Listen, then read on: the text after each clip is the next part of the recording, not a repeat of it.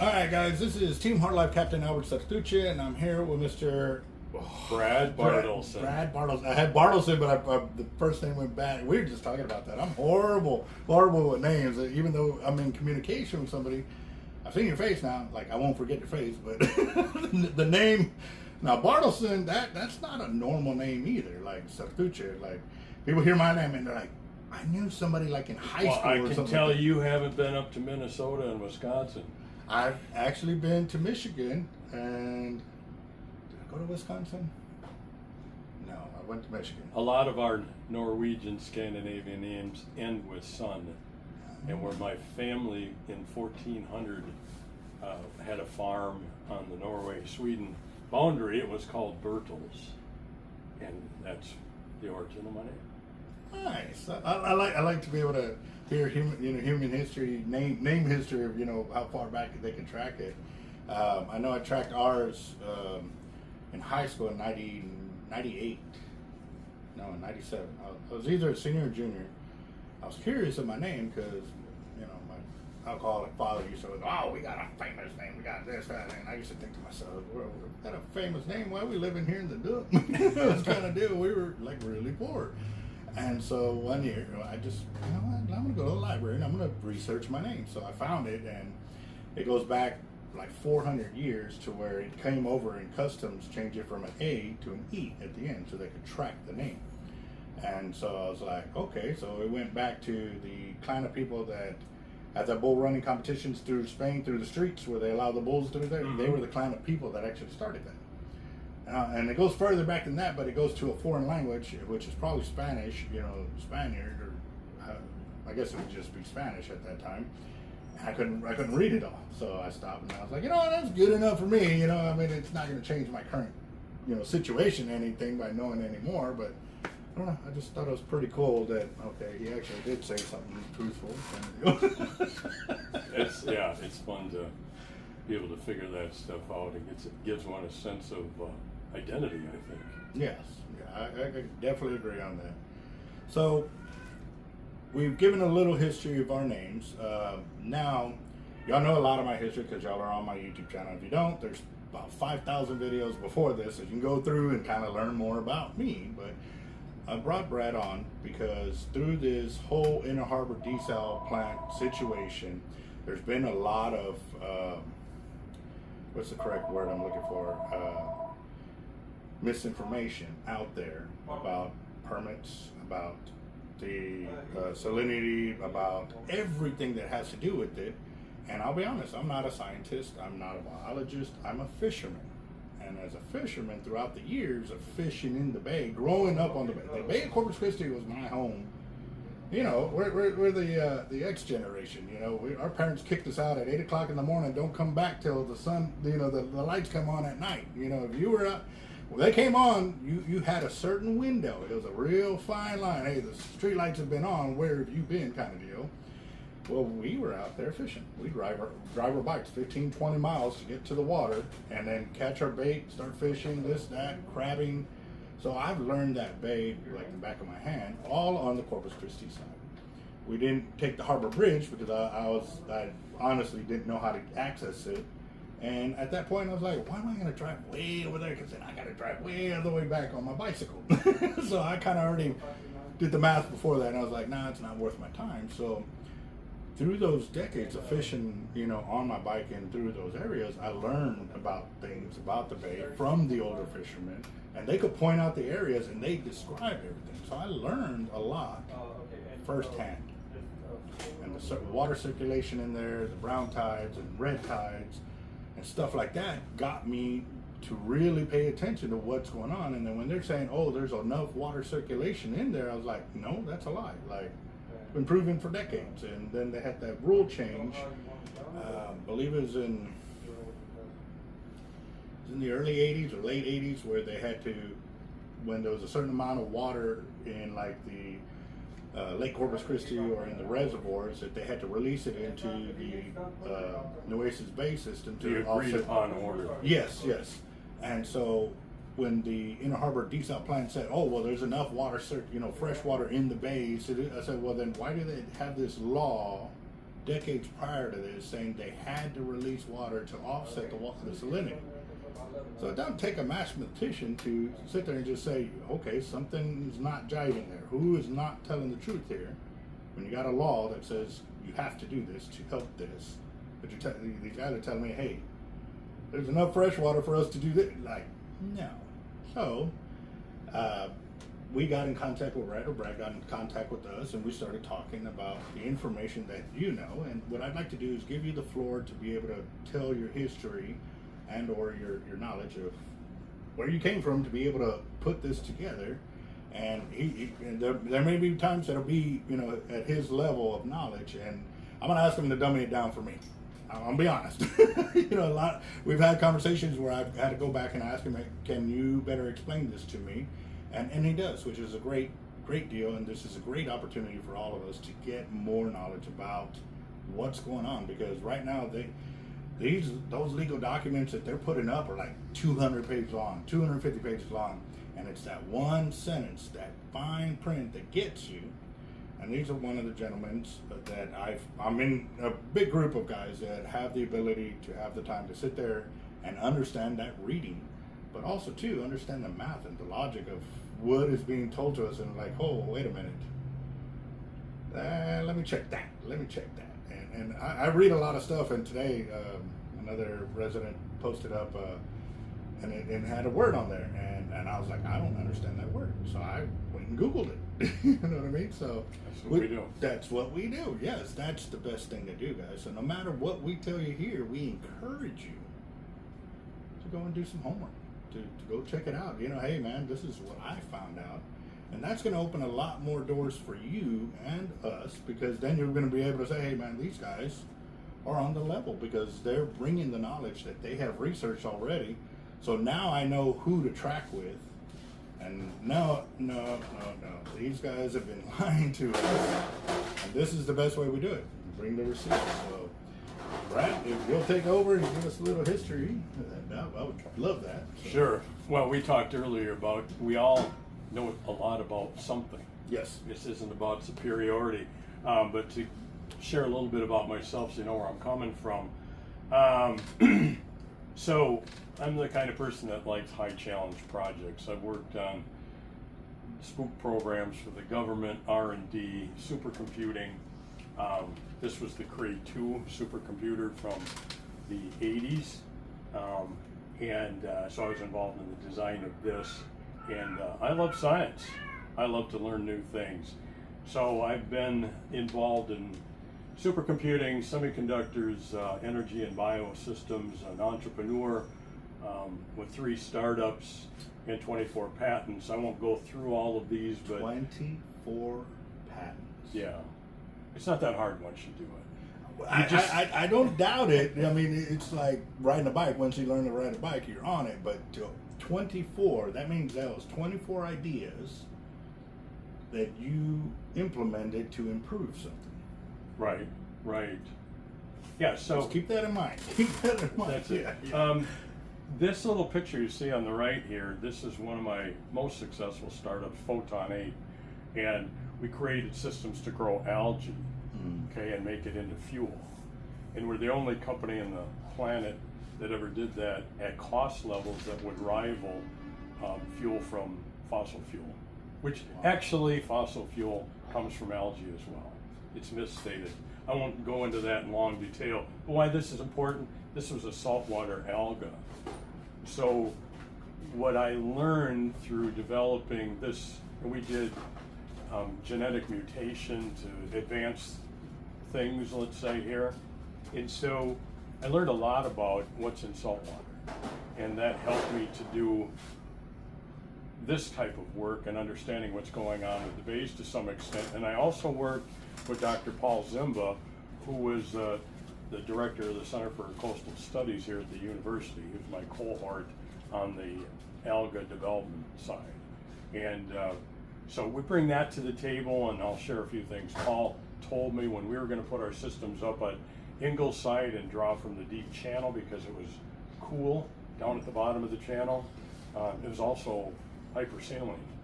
So we learned some, I picked up some things. This isn't my background, but you know, when you spend 12 years and in a research project in this area, you start to pick up a few pieces that were pertinent to what I'm going to go through now. So with that, this first slide is a little bit informational. How would you kill fish? Before we continue on, let me move the camera closer so they can see the information, because me and you can see it clearly, but like I said, on there they may not be able to see it. Okay. So I definitely want to give y'all the opportunity to see what we're seeing.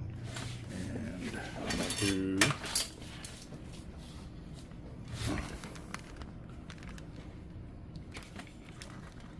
Or I could do this.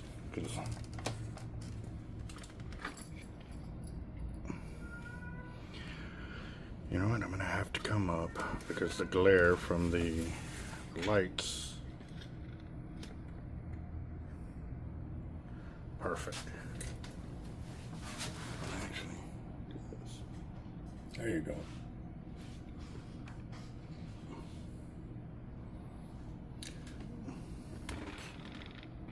There, now it's even in. Yeah. Okay, so this slide is about how to kill fish in Nueces Bay. So the thought process is to develop an understanding how bad things have gotten up to this point. So when people say, what's another part per thousand added in there? No big deal. We did that before, but like any other system, there are tipping points, as Dr. Zimba would tell you. And 38, for example, parts per thousand salinity is where we start to kill fish. They have different levels. Oysters like it a lot less than that, by the way. And we managed to kill that oyster fishery off years ago. The sequence, though, so you understand where we're coming from. First off, down below, hypoxia is what kills fish. This is low oxygen water. There are three main ingredients. I call it the hypoxia trifecta. Let's increase the temperature if we want to kill them. Let's increase the salinity, and let's add a bunch of nutrients so we kill a lot of organisms and use up the oxygen in the decomposition, right? And so, we're doing all of those things to kill fish. So the sequence was, I'm going to go back to 1949 as the starting point. We put the Nueces Bay Power Station in. I'll describe that location and so forth a bit more. And it's keep this number in mind: 335 million gallons a day are flowing, and it's sucking out of Inner Harbor, and it's dumping it in Nueces Bay. That's an important point I will go through in detail later.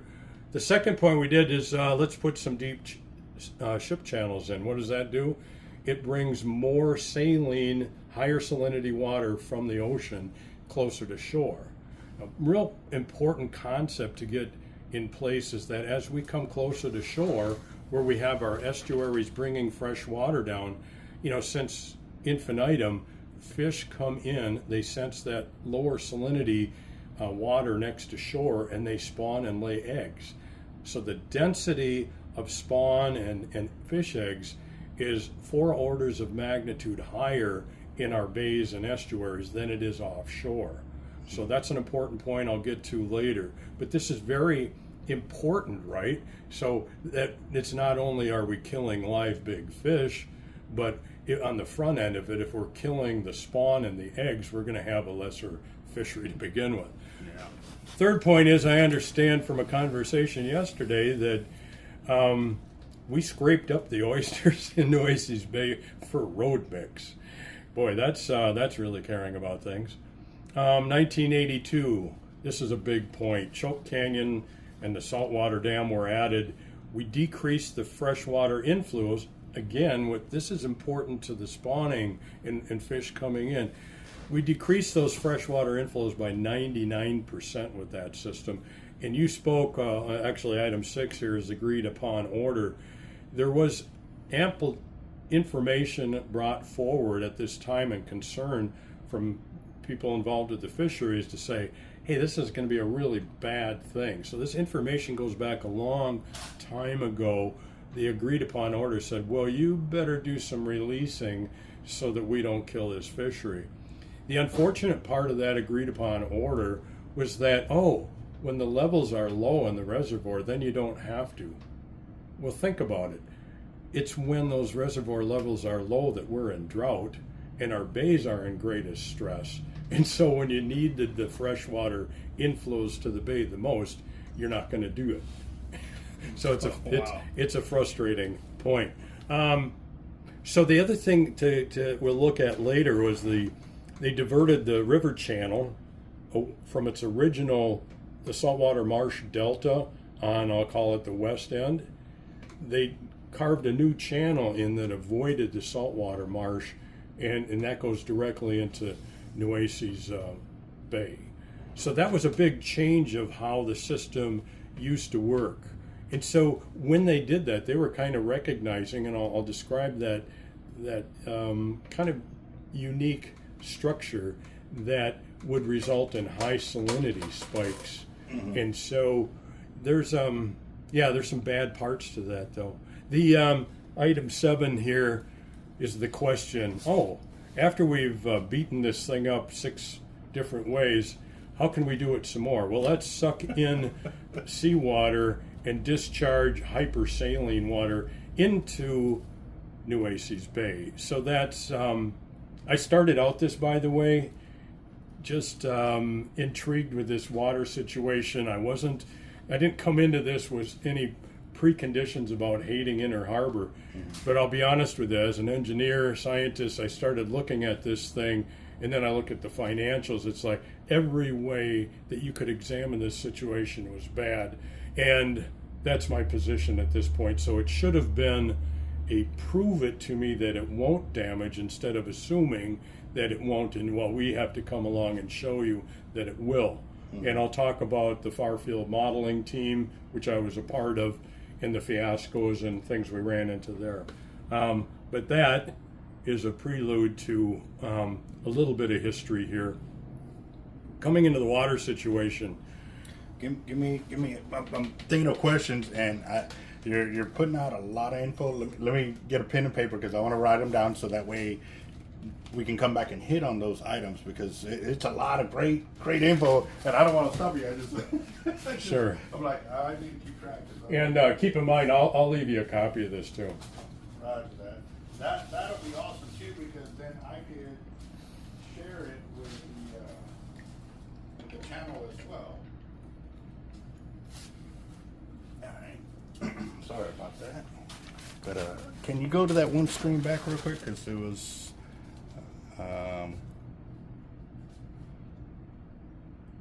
Where you were talking about, it was part of one, right? When you were talking about no, it was the deep water channel. When you were talking about the salinity in deeper water was creating a higher saline. Right. So if you think about I described offline you and I thinking of a tin can, an open one, empty, sitting on its side and being lifted up and down in a water. What we did is we carved in these deep ship channels, and what it enables is faster interchange with the ocean. Mm-hmm. And the ocean is at a higher salinity. Again, we have these fresher waters coming in along the shore. That's where the spawning happens, and they can be, even 10 parts per thousand or more less saline than ocean water.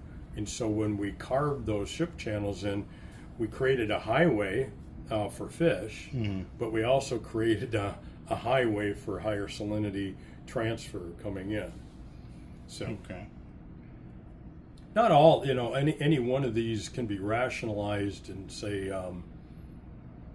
this can work, and it's only a, X amount, difference. And I've read through all of the permitting that went through in deepening the ship channel. So it was a well-recognized fact that they were going to increase the salinity in our bays when they did that.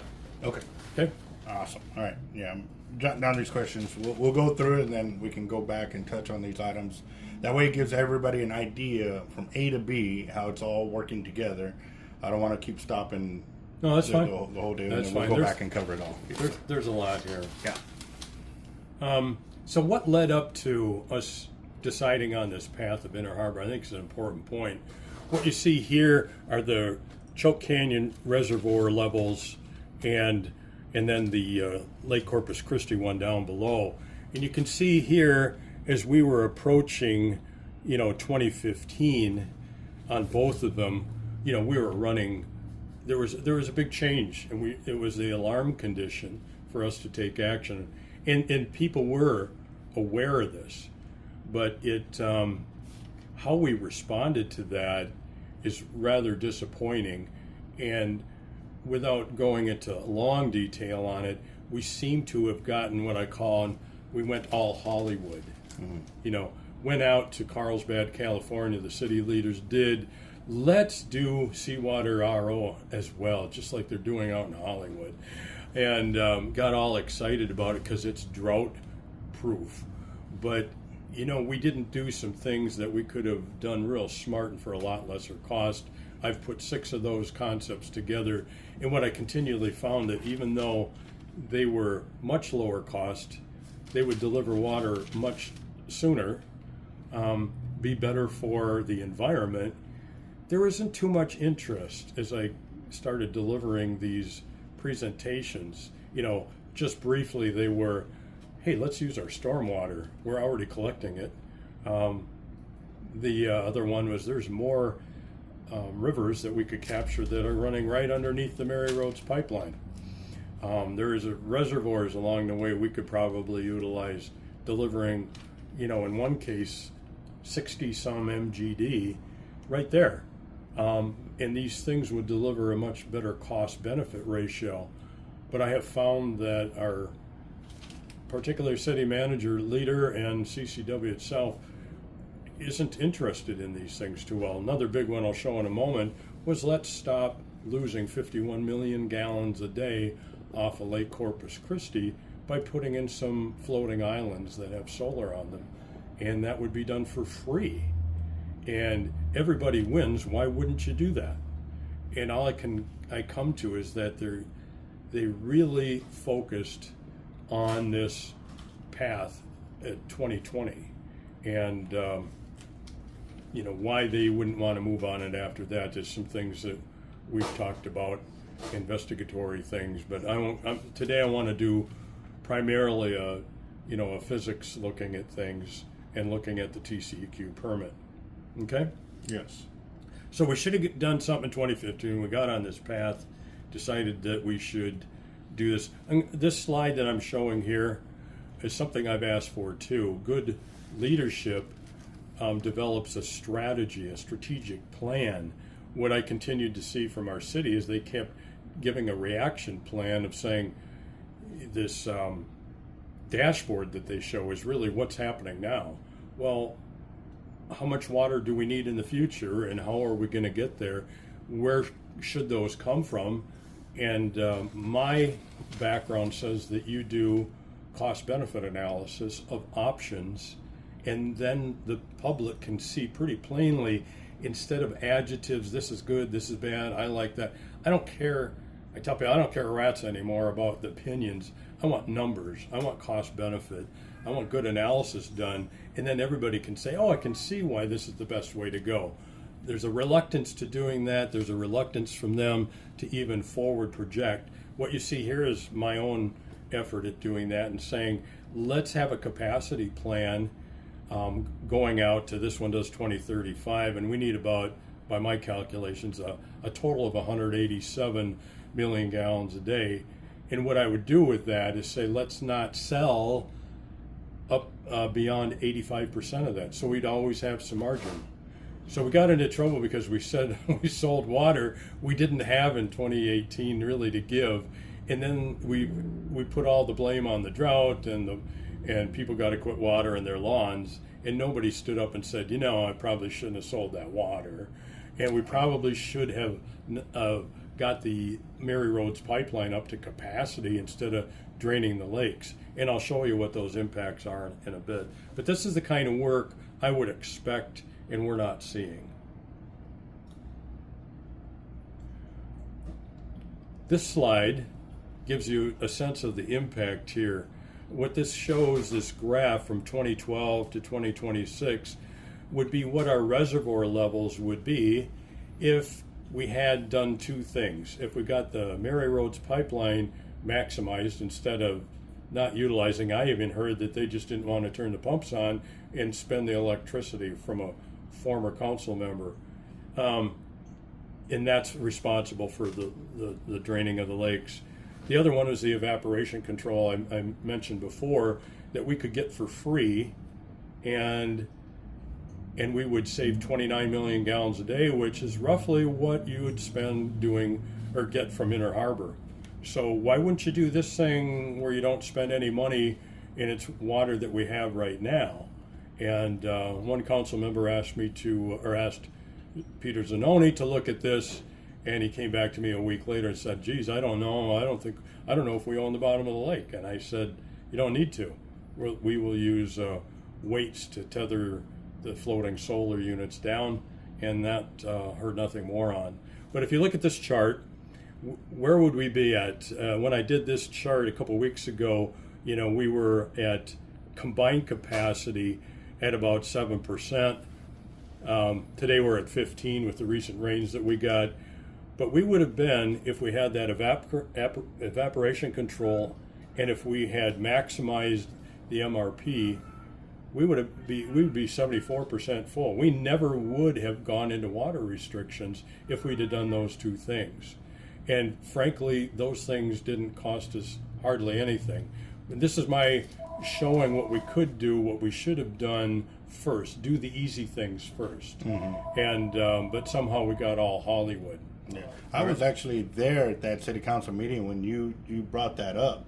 I remember this conversation and him telling you that at the meeting that, well, I don't think we own the bottom, and you're like, well, we can put an anchor down. And I was like, well, yeah. I was sitting in the back just thinking like, I wasn't truly understanding everything, but when those concepts came up, and I was like, yeah, I can see that, because again, a fisherman, we have channel marker buoys out there all day long, you know what I mean? It'd be almost the same thing as that, and they're removable. Like, they don't have to be permanent, but they would definitely help out in the long run and stuff like that. So yeah, no, I remember that. What's not really shown here too, I mentioned it here, that was Gulf Coast Ventures. This was without them. Mm-hmm. So if we would have said, hey, we don't have water to sell, and we did these two things, we'd be fine and dandy. Okay? Again, right, just for the audience here, I thought I'd just throw up a map so you get oriented. Off to the left, we have Lake Corpus Christi. Of course, the river runs down to our, used to be running right directly into Nueces Bay. I'll show that more refined scale. And then, of course, up here we have the Mary Roads pipeline collecting and bringing down to O.N. Stevens out here, and bringing the water down there. I was just about to ask that question. Where does the water come from the Mary Roads pipeline? Yeah, so Lake Texana is up here a ways.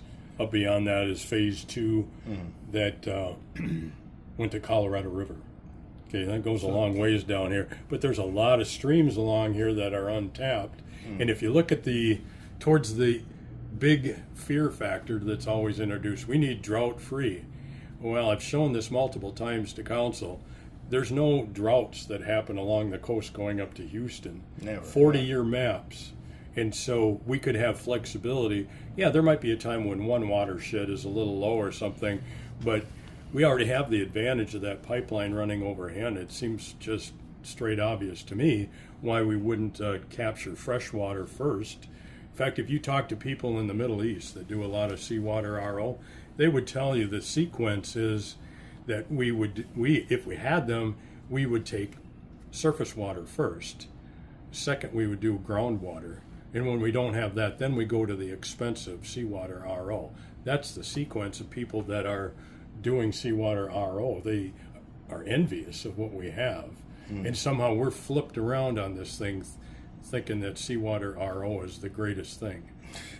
It's the most expensive thing. So zooming in a little bit, this is where we're going to get closer to what's wrong with TCEQ's work, where they allowed the permit for Inner Harbor. So off to the left here, you see the saltwater marsh, the original river delta that where the water came down from. And what we did in changing that, we had this replacement river channel put in here, and we have the saltwater dam further up than that.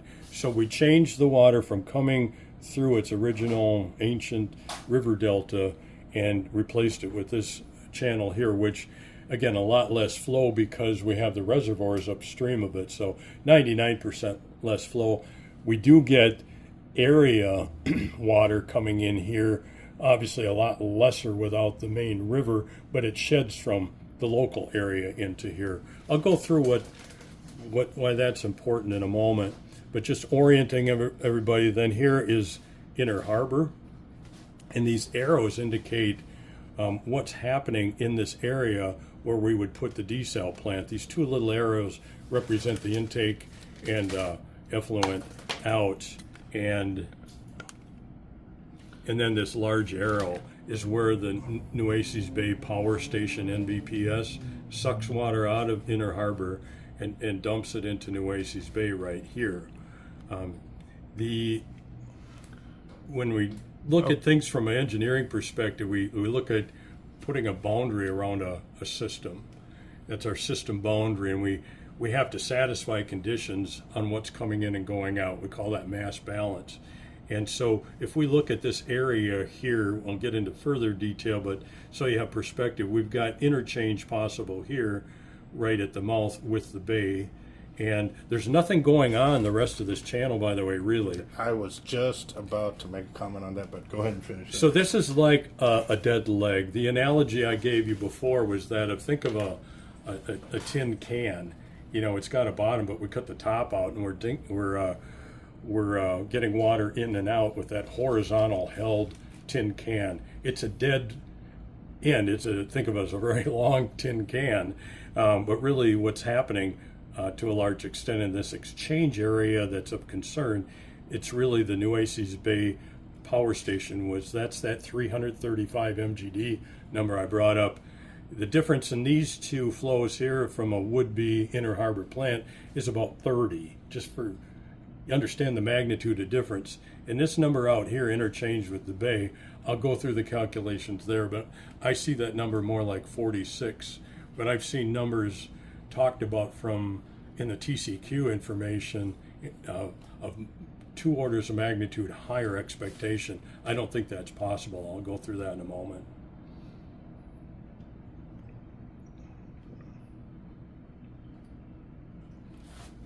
So what I'm now going to show is a little bit on... Give me just a second. I got writing down the code. Can you go back to that one real quick?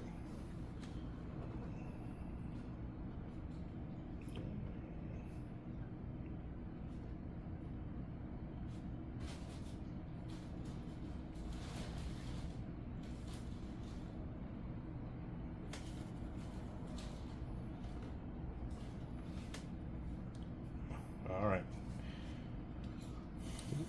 Yes, sir. Now I'm going to show you what the permit says.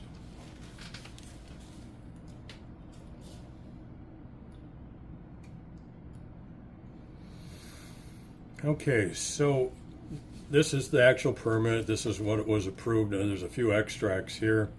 It is a wastewater permit, discharge, looking at discharge only. And there's references in a lot of the papers. The applicant, which was the city of Corpus, performed extensive modeling. So what you see is kind of a blessing of an applicant doing their homework, submitting it to you and TCQ. I hear different stories that they did some of their own internal modeling, but it seems like they relied primarily on the work done by the city. I got to ask this question now. I'm seeing the date for this 12/24, December 9, 2024. Mm-hmm. But when we went to the website, they didn't have this updated all the way up till early last year or late last year. It was when they finally got the permit or whatever. I'm wondering if, like, this is for the Inner Harbor, correct? Yes. Yes, for the Inner Harbor. that's throwing me for a loop, because right there for a long time they kept saying that they have the permit, but they could never show us the permit. Yet these are showing from 24. Yeah, I'm thinking that what you're looking at was just a couple months later, perhaps. But we can resolve that offline. These are the dates that I have. Roger that. No, I'm going to ask questions about things, and definitely. But yeah, this was not all the way through. Even the date of December of 2024 is, a real long time after that has transpired before this was actually. And they were talking as if it was a done deal long before the end of 2024. Yeah. Now, in looking at this, one of the statements here is that they start talking as if Inner Harbor doesn't matter too much. It's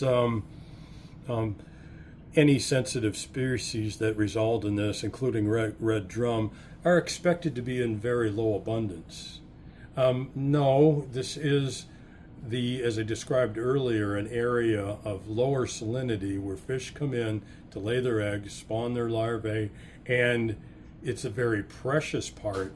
We saw when the president came a few months ago, we had dolphins jumping in the background in Inner Harbor. Mm-hmm. We've had manatees, I understand, there. So, yes, this isn't an area where fishermen focus on per se, but you're going to have a lot of interchange, right, with flows of those neutrally buoyant eggs and larvae coming in and out, and fish don't know any better. They're going to come in there and do the same. So it might be an industrial area with a lot of potential for leaks and spills, but at this point, it's still part of that ecosystem that's precious. The other point, I'm not going to get into the details too much, other than to say that there's a tool out of Cornell University that's had become standardized through the years for this modeling of plumes, of like an effluent plume getting from the effluent being dumped into like a stream. Mm-hmm. and it's called Cormix. And so this is what the city did, this Cormix modeling, and what the TCQ either blessed or maybe did a bit of internal. But like anything else, if you make an assumption and it's a bad assumption, then the results are bad. What this Cormix model did, it's not a computational model, it's a mathematical model. And they took experimental, what we call, channel engineering modified apparatus to study using dyes of injecting a stream coming into another, and you can see how that plume flows in that straight channel, and then you can develop mathematical equations to assimilate that. Well, of course, that whole mathematical model is dependent on those conditions being what we have in Inner Harbor, and I'll show you in a moment that model doesn't fit what's going on in Inner Harbor at that location. The flow is even going the wrong way. But so that Cormix model did include, by the way, looking at CC polymers, discharging that desalination brine in further down the channel. And you'll note here at the bottom that the mass balance calculations they did said there would be a 0.38 part per thousand difference at the power station intake. So right here you see that they knew that the power station was there. They were looking at it, and it's beyond me how they didn't then think about what this impact of this large flow from the power plant would be in this thing. So they assumed, well, I'll show you here, the number that they put in instead of 335 for the power station was 14. So it's hard to explain. I did talk to someone the other day that said he heard the reason they did that. Well, they thought it would look a lot worse if they reduced the flow from the power station. And I find no rationale for that. I'll go through that here in a moment.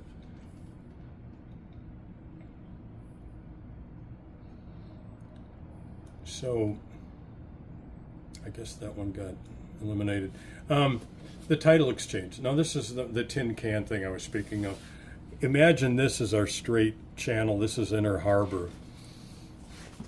It's 41 foot deep, 772 foot wide. And so I think you can get the picture that if we have a tidal change of X amount, that defines a volume, right? Length times width times height. Mm-hmm. That's a volume of water. As the tide goes through its cycle, that defines how much that volume is. So this is what we do when you're doing computational fluid dynamics modeling and so forth. We call this doing checks. You know, we know that the answer has to be confined somewhere in this arena, and this is one of those checks you do on a model. I asked for this type of work from our far field modeling team, and they didn't do it. So I won't go through all the calculations here, but we end up, I'll show you in a moment, the tidal change in Inner Harbor is just 0.2 meters or 0.66 feet. Now, when the tide happens, you can imagine this is a closed end of our can on this end, that it takes a while for that tidal change in water to start flowing, and there's only so much time that can happen in. So there's an effective region here. The channel is longer than this, by the way, but the amount of time available limits the effective region of our tin can that it can flow in. It takes time for water to flow. Yes. All right. So this volume that we have an effective change length of 5,400 feet of channel.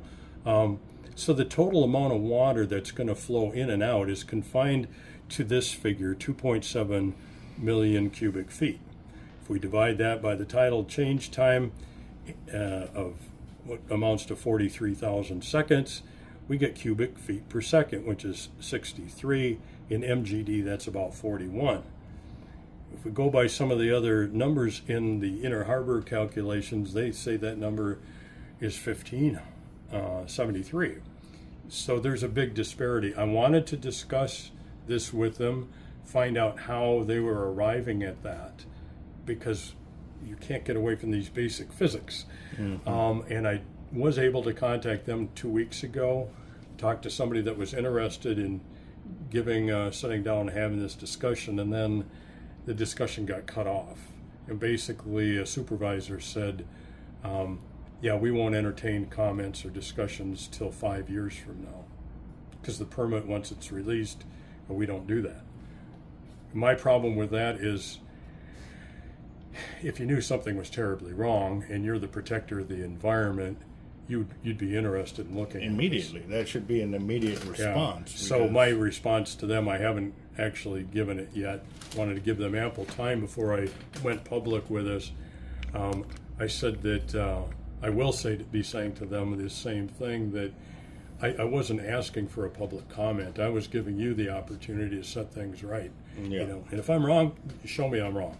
Right. But I don't see how you get beyond these numbers. So this is how much water you're saying is coming in and out of the channel per day. Mm-hmm.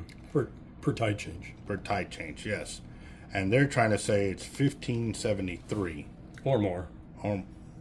Yeah, like, how does that happen? Exactly. We only have a head of 0.6. Now, one thing I discovered, it seems like these are professional engineers, consultants. We're using the tide change out in the Gulf, which is much larger. But that only explains maybe a factor of 3 or 4. But you can see here we have a difference of much larger magnitude between. So that when they do that, now they're, instead of the 335, which they put in as 14, unexplainedly, they're looking at the dominant flow coming in and out of Corpus Christi Bay then, because of this large number. So they're seeing the flow interchange being with Corpus Christi Bay instead of Nueces Bay being where all this exchange is going to happen. So that could be the number from the Port A jetties intake, during their tidal change, compared to our bay over here. Like, these are the kinds of things I wanted answered by TCEQ. Okay. 973.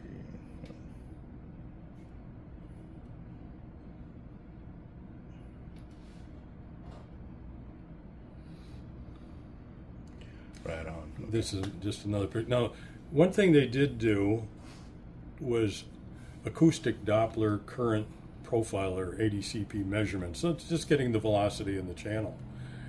And they came up with some, these kind of numbers. And I was going, well, how does that fit with my conservation of mass on this volume change? And what I saw was where they put the sensor, it would only reach across half the channel. Now, if we look back,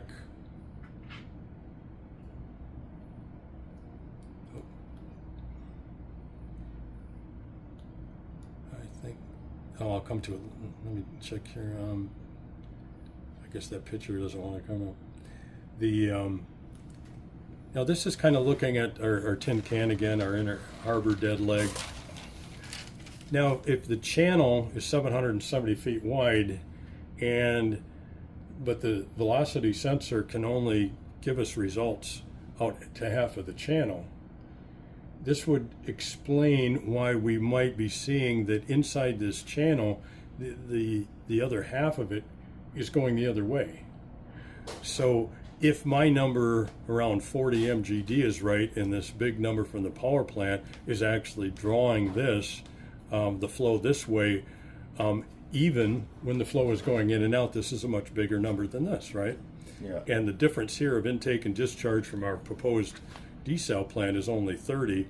These numbers still pale in comparison. So with this all being virtually dead, the flow would basically take everything as we mixed up and diffused it into Inner Harbor, would take all the effluent along with it and put it into Nueces Bay. Now this is where I contend an engineer would be looking at this and saying, I would put my focus there, and somehow it seems real curious that they made this number 14 and this number real large and have it go out here, when I would think experts at TCEQ would be knowing I got a very precarious bay over here. And it, you could look at this and say it looks like it's almost an effort to fraud the people into thinking that this isn't going to be touched very much. Yeah, if those numbers were correct, yeah, but the only way that would work is if they're pulling out 335, this would have to be like 600 and something for that not to happen, correct? Yeah. If the numbers were there. Well, and then that's where computational fluid dynamics comes in. I did that for 12 years, so got a pretty good background of that with supercomputers.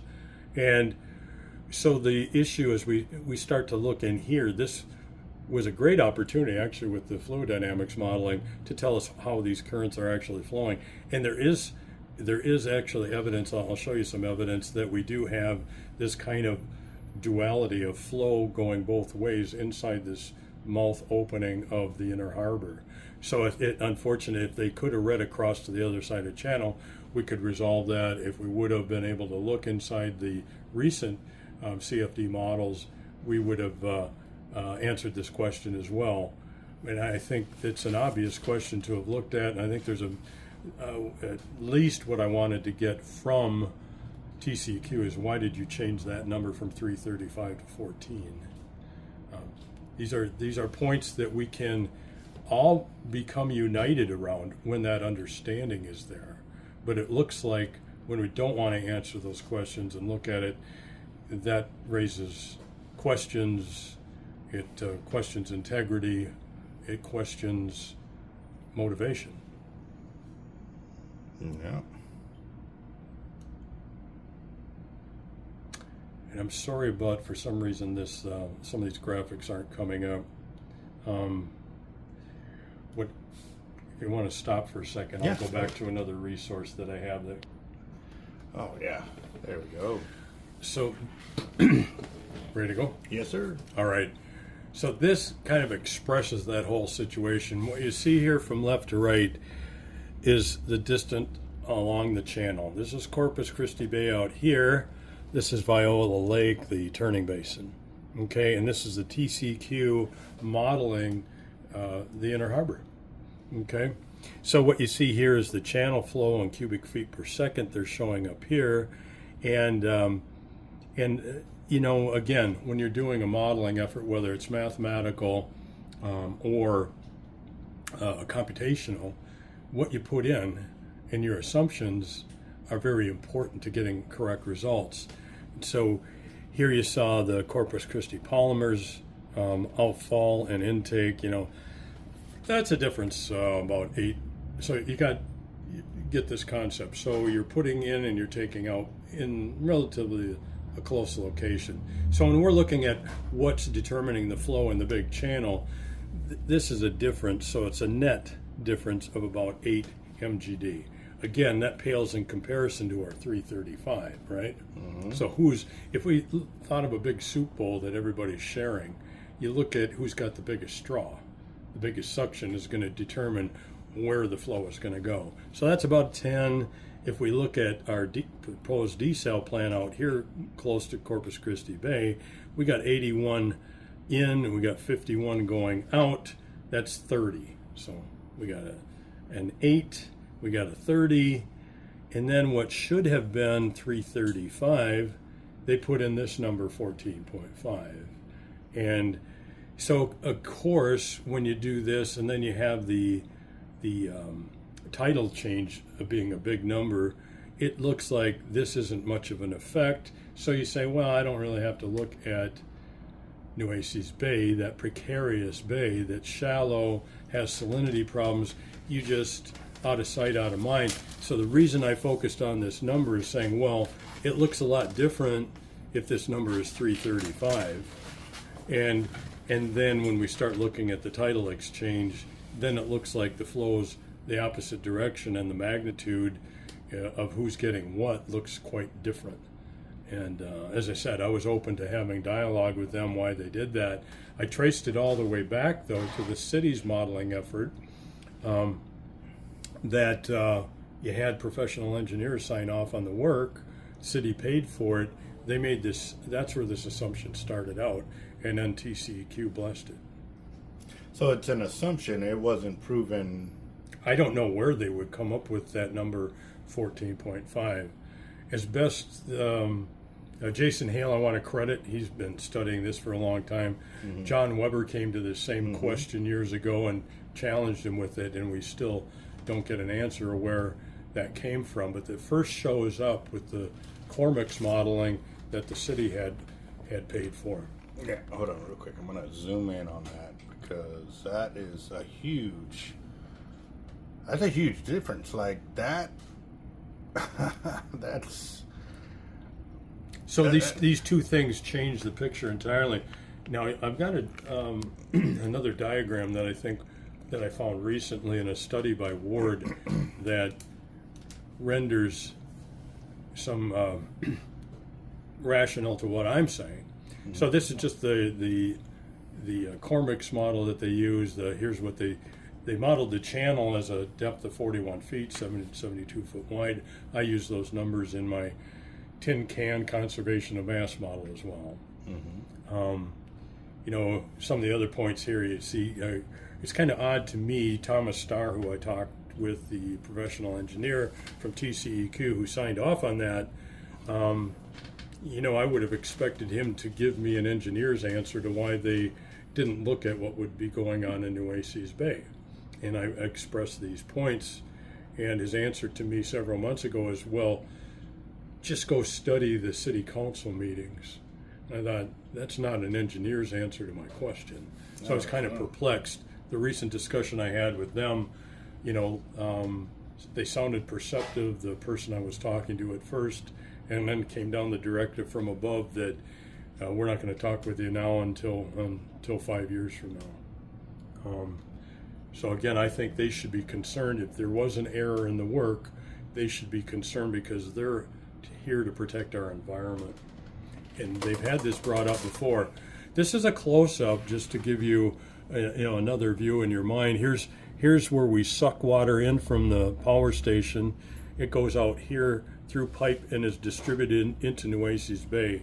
It's important to understand how close the proximity of these things are.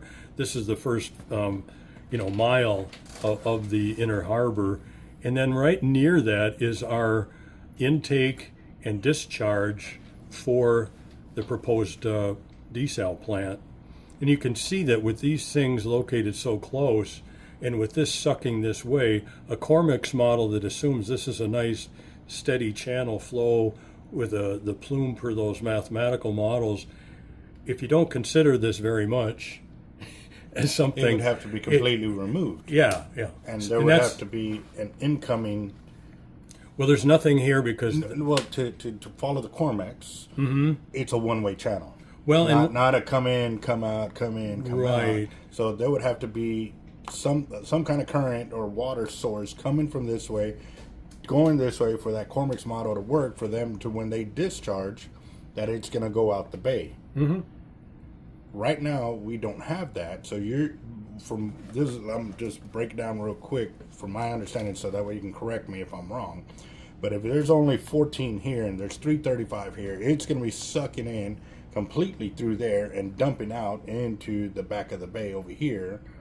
So it'll actually start cooking that bay before it actually cooks the Corpus Christi bay. Right. This rectangle I put in here, in engineering we talk about a control volume. We draw a line around that area and we say whatever goes out has to be constrained by something coming in. So that's when we look at these flows, this mass flow has to match. And so again, this is the basics that you put into a numerical model, into a fluid full D fluid dynamics model, but your inputs are important to get right or the model's wrong. Now, when I first got into this, I thought that the Nueces River was connected to Inner Harbor. It is not. I'm going to raise my hand right now, and I'm glad you brought that up because I lived here all my life. And I honestly thought that this was connected to the Nueces Bay. That's where they would get that. And when your other picture, I got a note here. I'm telling you, I got a note. We can go back there. No. And right here is where I thought it actually connected, and that's where it would get that freshwater release. And no, it's over here in the backside of the Nueces Bay. Right. So this is a complete dead end, which a lot of people, I'm assuming, because if I didn't know this, I'm willing to bet there's 10,000 more people that don't know this either.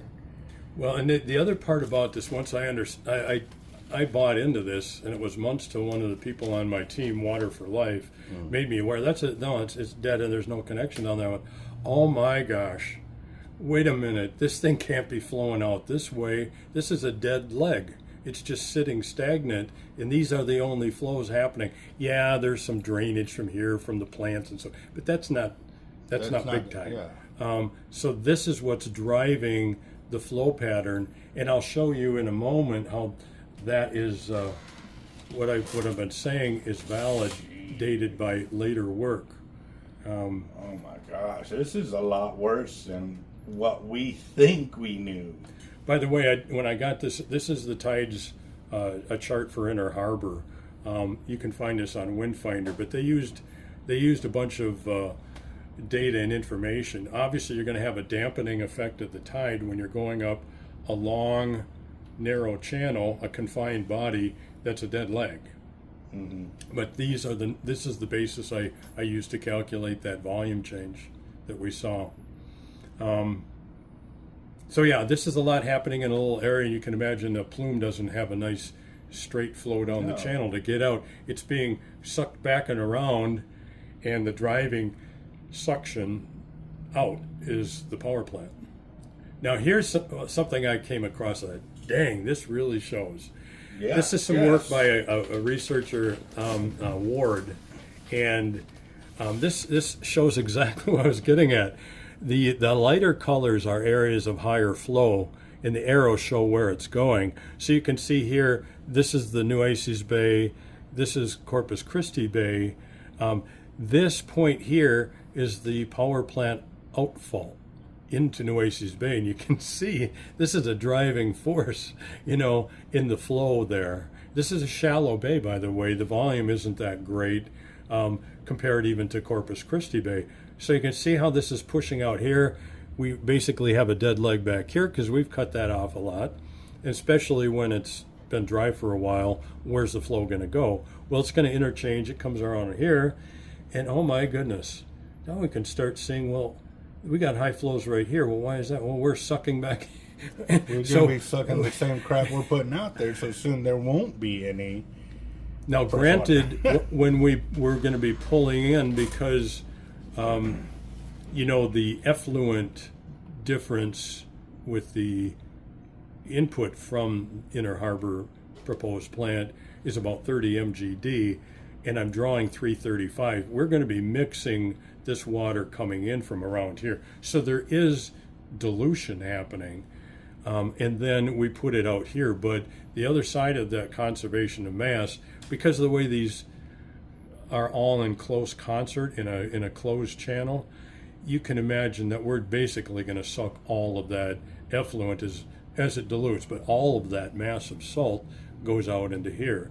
And this creates an opportunity for higher salinity. And we needed computational fluid dynamics. EFDC is the name for this in modeling fluid dynamics with salt.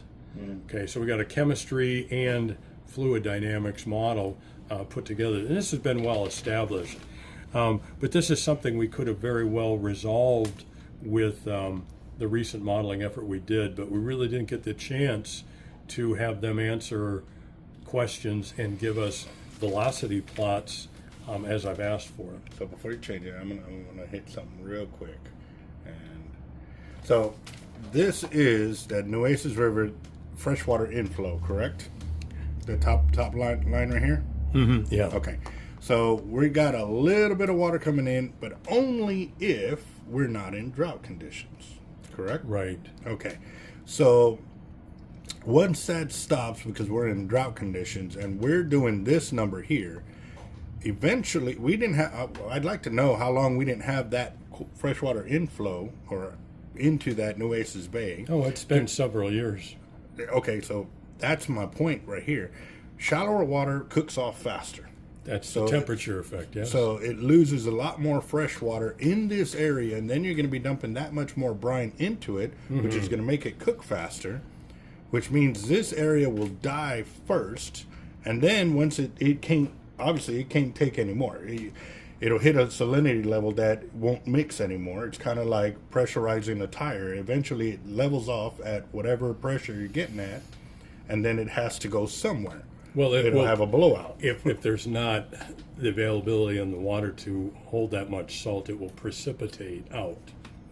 So basically coming back into the Corpus Christi Bay, so that number would eventually increase exponentially, because now it ain't just that simple solution right here where we have water coming in to offset that.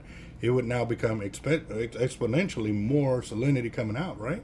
Mm-hmm. Well, Albert, you're not quite as angry and excited as I'd hope, so I'm going to tell you that it gets worse. Oh no! No, then what you just got your hands on, it gets worse. Oh, I'm just getting into it. Yeah. So once you get to that level, all of this is going to be that salinity high level, which means the Inner Harbor desal plant will be null and void because there is no fresh water to be sucked in, because all this, you can see from the numbers here, it stays right up in this area. Well, the plant will be able to. I did what I call a lump parameter model separately. These are things you do as a good fluid modeler to check your work. Right. And so I did a lump parameter model of this body of water, that body of water, exchanging with the bay and Inner Harbor. So it was like 4 bodies of constrained water. Okay. And I modeled that with salinity exchange. So, and what I came up with is that within, believe it was something on the order of 25 days, the largest potential you would get to is about a 4 parts per thousand. That's an upper ceiling, because you have this large sink of an ocean out here. At some point, if this got higher than that, you would drive it this way. Yes. But it turns out that we're talking about a number 4, and then people go, well, how bad is that? Well, the issue is it's sort of like as we approach these inflection points where fish start dying at 32, just saying, well, what's another part per thousand, it can have a huge impact. But one point I want to get across that makes That's 32 parts per thousand, right? That fish die at 38. Well, you just said 32. The ocean is quite often at 32. We're often at numbers here in the mid to low 20s. Okay. Normal operating operating salinity level is 32. Yeah. Okay. It changes. It can get higher or lower. Yeah. It varies, but it's what we're talking about is these inland bays and estuaries. Again, our spawning grounds can be anywhere down in low 20s. Yes. Right. And the fish like that to come in and lay their eggs. And so when you say, well, what if we just equalize with the ocean? No big deal. Well, now all of a sudden we don't have that low salinity area for the fish to spawn in. What happens then? So it's not just killing, but at some point, would the fish come in and spawn?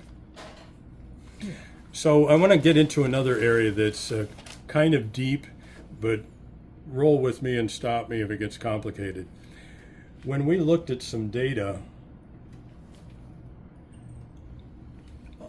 we have salinity models out in Nueces Bay, out in the saltwater marshes. We've got them out in the Gulf. But so when we were looking, and actually our modelers did too, well, what's some real life salinity data for us to check our model against? So these are some real data, and I started pulling these salinity recordings off in Nueces Bay. And my concern as a modeler was, well, when we put concentrated salt brine into this picture, how much worse do the worst conditions become? What we want to get to is, are we going to kill fish, or are we going to kill more fish? So obviously when we're in drought, we have less freshwater inflows. Things get more saline. We get lower dissolved oxygen content, right? Yes. We have that trifecta of temperature, we have nutrients coming in, and we have higher salinity happening. What was interesting, though, was when I was looking at the data that the model presented, we didn't get up where some of this data was showing we would get to numbers like 50, numbers like 80 were coming up, and I go, well, where's that coming from? Because we saw numbers like that recently, and until we got into the recent flows, there were some extremely high readings that they have in sensors up in the marsh. So again, the fact they have sensors there tells you, again, there's awareness here. Yes. But what the modelers decided to do, that was too complicated to include, so I'll show you in a moment. They decided, well, we'll just neglect the marsh effect. This is the model here. This is the marsh. Well, we just do a system boundary here. This is the finite difference mesh of the computational model. Let's just wall that off, makes it simpler. But this, as I would discover, that marsh area had a huge history and a level of understanding that we needed. It's responsible. So here's the curious thing I came across in studies as well. That salt marsh is, without the normal river flows cut off anymore, as drought happens, it gets saltier and saltier and saltier. And that's these spikes we start seeing back in the marsh area. So what happens? When we did get those freshwater inflows, it from the surrounding area, it takes all that buildup of salt. Some of it's even precipitated out, and it starts flushing it out. So right when we expect that the salinity should be going down in Nueces Bay, going up because now it's been picked up with it actually takes off and goes extremely high for about 2 to 3 months, and then it comes back down again. And so by excluding this marsh effect, we weren't really understanding or modeling what's the worst case condition. But unless you want to put a concrete wall there from the marsh, you're going to have the local area draining into that. Now again, the river isn't running through that anymore, but you have the local area, and that's a huge marsh area. So there's a lot of salt that has to be diluted. It goes into Nueces Bay. Now the question I wanted answered in our modeling is, let's look at what's happening then, because that's the dire condition when fish are being killed right now. Now, if I add a continuing effluent mixture into it, does it make the amplitude, in terms of the highest peak of salinity, does it make that ever greater? And more importantly, does that period of that spike in salinity last for a longer time? So if I'm a fish, I'm either going to get out of the area when salinity goes that high, or I'm going to get killed. And I think the longer that happens and the higher the amplitude, it's obvious that's going to kill more fish. And these are the things that I think TCEQ should have been well aware of from all of the studies and be concerned with, and instead we had them not looking at Nueces Bay at all. And this may be an off-shot question, but I'm going to ask it now while it's kind of fresh, because I may be wrong on this, but there's another desalination plant that's been plugged into the Nueces River, correct? I might be in the wrong river, but there is a desal plant that's being operated in Alice or something like that. Yeah, so this is not seawater, of course. This is brackish water coming out of the ground. And I don't have the numbers right offhand. It's a pretty small plant. But the brine solution is being released into the river. Which river? I think that goes into Nueces River. Okay, so that is also going to be something that we would have to run numbers on. Well, in fact, what's happening today is that because of the low level, in fact, I might be wrong on that. That plant might be actually discharging it back into the ground, the brine. So don't, we don't want to, I'd have to go look at it. I think that's in Alice. I think that's a Seven Seas project. Something like that. And I'm bringing this up because if we're talking about that it's supposed to be drought resistant, we've already proven that it's not drought resistant. And the simple fact is that when there's no water coming in from the Nueces River, the salinity level in this area is getting higher. And then when it finally does rain, we still got to take an effect. If they're not putting back into the soil and they're releasing it into that river which hasn't been flowing has also been building up that brine solution. And when it finally does, that fresh water coming into it is going to be at a higher salinity. And then when it finally gets over here, it's going to be even higher because it finally hits that water or that dried up solution, which is going to off throw those numbers. And that was one of the main things that they were talking about, this permit, that it should have been. And I kept hearing them say, well, we were predicting the worst case. Well, obviously, they're not taking in the worst case. Right. Okay. So. Well, they're not even looking in the right place because they didn't look at Nueces Bay. One other point of reference here, too, the city wells are drawing groundwater, and it's somewhat brackish. Some of them are not too good, and they're dumping into the river upstream before it comes into O.N. Stevens, where we're making our drinking water. Now, it gets, diluted into that water, but they were having problems already with, I believe is it Robstown or Cal Allen? They were saying, hey, the water's not, tasting so good and stuff.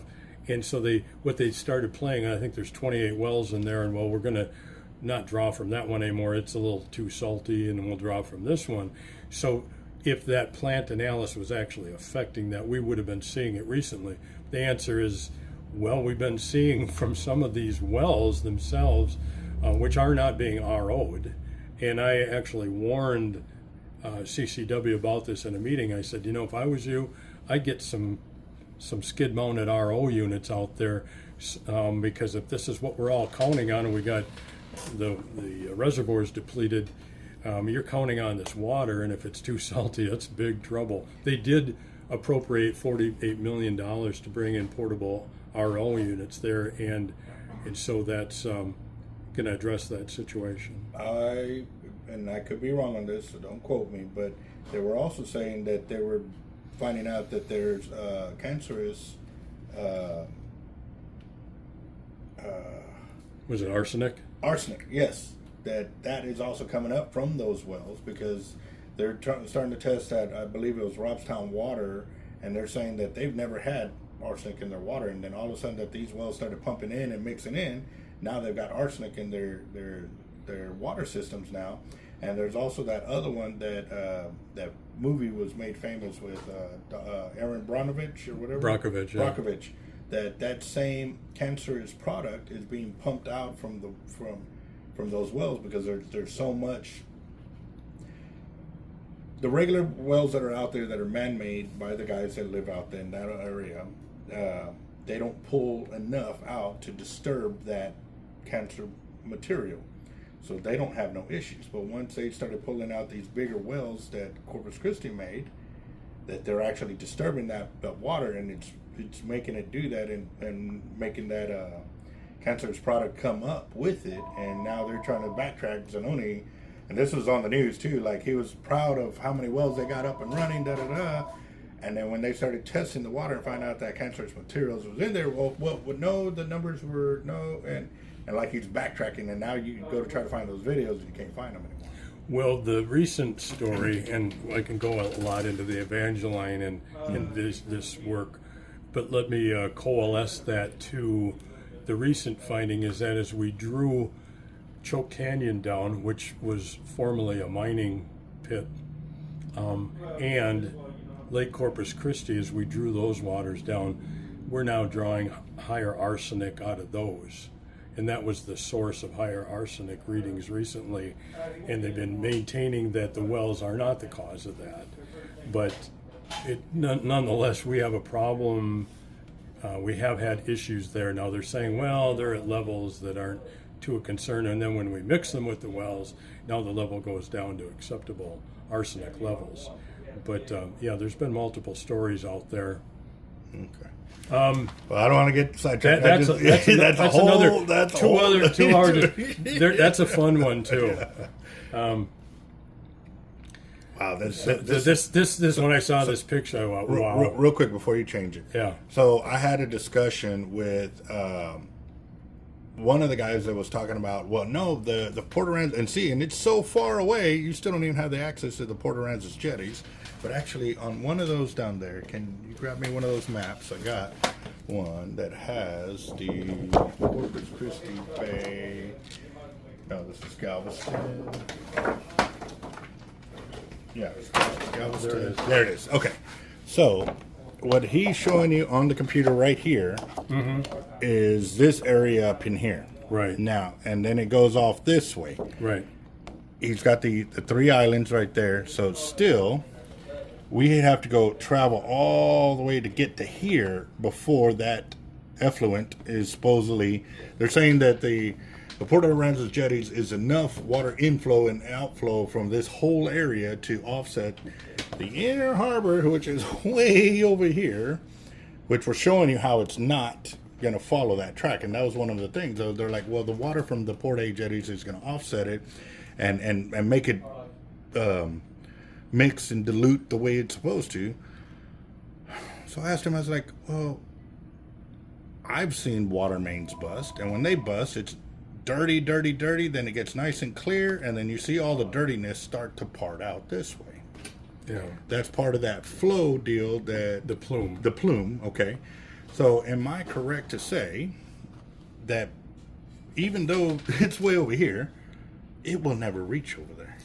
Well, in salinity modeling, we have what we call chemical diffusion constants. And, so they've got the, mixing zones that are like 100 feet away, 300 feet away, the human health zone. And, magically they show that the salinity levels go down, and that was all the focus of this, where they came at with the Cormix model and looking at Inner Harbor, and they said, look, it's only going to be 0.38 parts per thousand higher. It's all mixed up. Life is good. But there are other parts that we need to look at other than mixing. Like I said, for at some point, you are taking that, yes, mixed solution, but you're dumping it into an already saline precarious bay. And then in drought conditions, our exchange isn't very good. And we do have this potential for recirc flow where this builds up and builds up and builds up. Now our computational model extended out here. Can you raise it up to us? Right there. Yeah. So our computational model went out to here so that we could really look at this interchange. Now, something to get hold of here, that the diffusion gradient is going this way. Our concern isn't, in some respects, are we flushing the salt all the way out here? Well, this is saltier. So what happens when we make this saltier is that up for the longest time what's happening is we're just forcing this freshwater area in here close to shore. It's going to get to the point where it's not less saline than out here. So what happens then is we don't have that lower salinity fish spawning bed anymore. So one of the other areas I'll talk in a moment is we've been all focused on this effluent and not looking at the intake. The intake kills 100% of the neutrally buoyant eggs and larvae, sucks them in, and it kills them. And the first step in desal is the suspended solids removal. And that's the clarifier. And everything that goes in there that's live gets killed. So we're killing a lot of the spawning here. We stand to reduce or mitigate lower salinity areas for spawning. What happens to the fishery then? And so it isn't a matter of, well, does it need to go to 80 or 90? Long before that, what will happen is, this killing that we're doing on the intake side and what's happening on the discharge side could make this area just not good anymore for fish spawning. Wow. And I'll tell you this. I used to, when I got out of the Marine Corps, I actually picked up a job working as a security guard for the refineries. And there was one post in particular where we had to sit on the wall of the inner harbor, and we had to look down at the barges coming in. And basically what we were looking for is any guy that's trying to start a fire, or trying to do something that could destroy a barge or something like that, or people coming out of the barge, human trafficking, drug trafficking, kind of stuff like that. Well, when I was sitting there, there was water canals, I guess storm drains, and those storm drains had about a foot of water. And in that foot of water, you can see these drum, reds, trout, flounder, sheephead, huge one, like record-sized fish in a foot of water, all in those storm drains. Every single one of them. So those are all breeders. Every single one of them was a breeder, and just massive in size. And I'm talking over here in this little deal, we were on this side of the wall, and I would see them, and I was like, God, if I could only just throw a cast net. Look, I would have too much fish to even lift it up. But they're breeding. Yeah, no, there is a counter argument from the people on the other side of this. Well, if you calculate the amount of fish that actually make it to from egg to a grown fish, it's really low. So it really doesn't matter how much of those eggs and larvae we kill. We need numbers, and that's been my issue with this process, and why I have extended myself in this, that I don't want to hear again your opinions, your generalizations, and your adjectives. This is worse than this. This is bad. No. I want numbers. No. Numbers can bring us in together, can unite us. But when you hold numbers back or you play with them, we can't all come together. And so there's people, even politically on both sides of the aisle, on my team, the meetings I've been having last summer, everybody cares about our fishery, cares about our community. We all need water. We all want that, but how best to do this? There's multiple avenues here for failure of this system. The water coming in that they're pulling in, because of the ship traffic and its nature, it's turbid water, meaning there's a lot of suspended solids. That pushes a lot of effort onto the clarifier. And we heard from the original Kiewit plan, in their effort to let's get the cost down, they brought in a new Corpus Christi desal partners, and there's discussion about, well, we're going to eliminate some of the clarifiers. Well, if you do that, you're going to plug your membranes quicker, and then you're not going to get the flow, the output that we were counting on. It's already a bloated figure. I did 3 ways of coming at comparative vids, and this is something that shouldn't cost more than $500 million. And there's actually hardly any piping, you notice. The suction, the discharge, the plant are all right there. We tie into the city lines, close by. We really don't have any piping. So between that, the labor rates between Kiewit's desal plant they did in Carlsbad, California, which is 50 MGD and ours is only 30. The fact that they could have 30% lower labor rates, you put all these factors in, and then you look at numbers around the country, we're paying way over what we should be paying for that project. So when you look at it from not an environmental standpoint, we shouldn't do it at all. When you start looking at it from a financial standpoint, it doesn't make sense. And another area that I found out the other day was that there are 53 pipelines laying in the bottom of Inner Harbor. One of them got struck a few years back. It was either propane or natural gas. I guess there were 6 people killed. This is a high risk area for us to be sucking our water from. So those pipelines at the bottom are transferring product from offshore, I guess, to plants that they have on the Inner Harbor? Right. Yeah, and this comes from a former TCQ engineer that's very familiar. He worked in some of the plants, so that's where that information's from.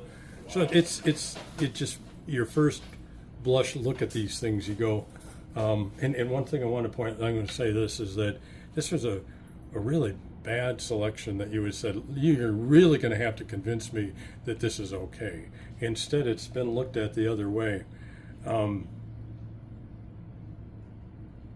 This should have shut Inner Harbor down back in 2018. Any discussion? This was a funded study by the Texas legislature, HB 2031, collected some of the best minds in this area and said, hey, we do see the need to do seawater RO to get the water that our cities need. And so they went and did all this work, marine scientists, and they came up with this map and these green zones and said, this is where it would be okay to discharge, and anything else is not. And basically it's you don't discharge into our bays and estuaries. Yeah. So, with that recommendation, you'd have thought that the people involved in this, because like I said, the city decided in 2020 this was their path, was Inner Harbor. With this study in mind, you want to go, who looked the other way? Who did not pay attention to this study?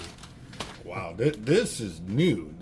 And actually, I want to say I've seen something like this, but I didn't understand what it was. I'll be honest with you on that. But this is, wow. Yeah, and inside of that study, this is like, such core information that the public needs to understand. So here, from that study, they said no diversions, no discharges or waste in our bays and estuaries, okay? And then near shore, maybe with reasonable measures and maybe less than 3 nautical miles. They wanted you to go 3 nautical miles offshore, okay? Now, I was telling you about the density before of the larvae and eggs. So here in the ocean, it's 10 to 100 per cubic meter. We get into this near shore, it's 1,000 to 10,000. And here near shore, where we're at, with an Inner Harbor area, up to 100,000 eggs or larvae per cubic meter. So this is 4 orders of magnitude here. Jesus. So when I didn't become aware of this till a couple of weeks ago, and Dr. James Tolan gave this talk, who was formerly with TPWD and was involved in that 2018 study, and that's when I became aware of the fact that the intake is important in terms of what are we doing to our fishery. Oh, we're going to kill everything on the suction side coming in. Oh wow. So yeah, that former list I gave you of what we've been doing, up to the point of doing desal, even passing these organisms through a big pump and piping by the power plant, they make it through that. Those are large openings. Okay. Yeah. Certainly, probably some of them get killed. We do have temperature increase, but most of that's going to survive. But now, when you take and suck that into a desal plant, you're going to kill 100% when they go to the first process step, which is the clarification. Jesus. Honestly, I knew that there, sucking in these deals would kill sea life, but I didn't know how it would kill sea life. But now, got some understanding. Now, something I want to tell you too. Again, it's all the verbiage at points. Well, they're saying that when they developed this wasn't saying that you can't. Well, it kind of says that here. It's not recommended. They're saying now that, well, this was developed if you wanted to get a fast permitting, you had to abide by this. So this was only for fast permitting. Well, I don't think the fish know the difference between fast or slow permitting. Yeah. I think this really. I don't think 80% of Corpus Christi understands that either. Yeah. Because if we did, we wouldn't have so many people fighting. Right now, a lot of people are scared. Oh, we're running out of water. Well, technically, we've already proven we are not running out of water. Industry is running out of water. Right. So, with that being said, why are they forcing us, the taxpayers, to pay for industry to get water? And then, when industry doesn't like the price, they sit there and sue us because they don't like the price. So then we end up having to come out of pocket to compensate for it or pay for it entirely. Yeah. I should mention my first job out of college was for Coke refining up in St. Paul, Minnesota. So I was a refining engineer. And the plant down here, Flint Hills, was purchased by Coke when I was up there. Wow. And I never did come down here and work, but so I understand, the drivers and what they're trying to do. And I felt that Coke that I worked with up there was a good, responsible company, and I anticipate they are here too. But I do think that if there's something messy going on here, it really has to do with the price of things and who's going to benefit, whose careers are going to be made. Some of those things have come into mind, and I'm disappointed because I know that there are good people in companies. I've worked for good companies. Yes. So this isn't we can only expect that corporations are going to be bad. But when you have a city government that is weak and just abides by feelings and doesn't go do their homework right, doesn't check on things like this.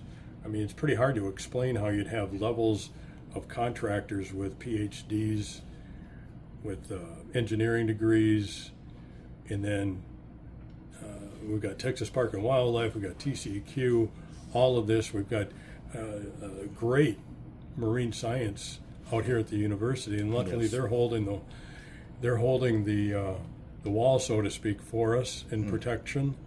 They've come out and said after they did the La Quinta Channel desal plant study, they did modeling of the bays at that time. Yes. And, they came out even before that and say it's not a good thing to discharge into our bays. No. And so they've been standing tall on that. I'll say that there have been some threatenings that are unfortunate. I'm not going to speak to that in detail here. But we just got to get some people that are responsible, that want to get the numbers and seek understanding. My team, Water for Life, I do have a website out there, waterforlifecc.com, .org, And I do have a Facebook page that's Water for Life CC as well now. People can look for this information there, I was going to say. But our focus has been strictly to be a source of truth. Well, we're definitely going to share those links and all of that, especially those will be in the description, guys, for sure, because I want to ensure that if y'all can't find it on my page, that there's another page that they can go in and look in, and then they can ask direct questions, because if y'all have been paying attention to the video today, there's a lot of areas that they have been filling in. So I do want to thank you and your team for filling in those gaps, because again, the verbiage is crazy and we don't fully understand it. But I'm definitely I'm listening, and I'm taking notes. I'm preparing some brutal questions for our city council when I go back up there again. And so if you got any more, let me share. You know, an interesting point I'll share. I had somebody challenge me at one of the council meetings that's an engineer, and I was bringing up the point of this flow difference, and I thought we were talking engineer to engineer. He'd understand what I'm talking about. We have to have conservation of mass here. Yes. And then why is this number wrong? And shouldn't we have focused on this? And the individual said, what, do you think you're smarter than the EPA? So that's the kind of thing, when you want a given result, instead of talking, and that's why I want to focus on numbers, because they can unify us. Yes. But when we come here and let's destroy the messenger, right? Yeah. Who are you? And oftentimes, what I found in politics, I was out in D.C., took a break from Corpus for 4 years, ran a business incubator, and I found quickly really the dark side of politics out there, as you can imagine. And when the question in politics is often who, as engineers, our question is, we don't care about who, we care about what. And I do really believe that if we started getting everybody knowledgeable in the what is going on, get the numbers out, I think everybody could unify around that. Well, that's what is going on here. And we had that opportunity with the Farfield study, and it was unfortunate. The first gentleman that was involved to be the modeler exited the scene after a couple of weeks. This is a man very experienced, did the modeling for the Quinta Channel, so we could go to town, lift that grid from his prior work. He was talking about he's excited, working till midnight every night, and then poof, the guy's gone. So we need to get back to trust.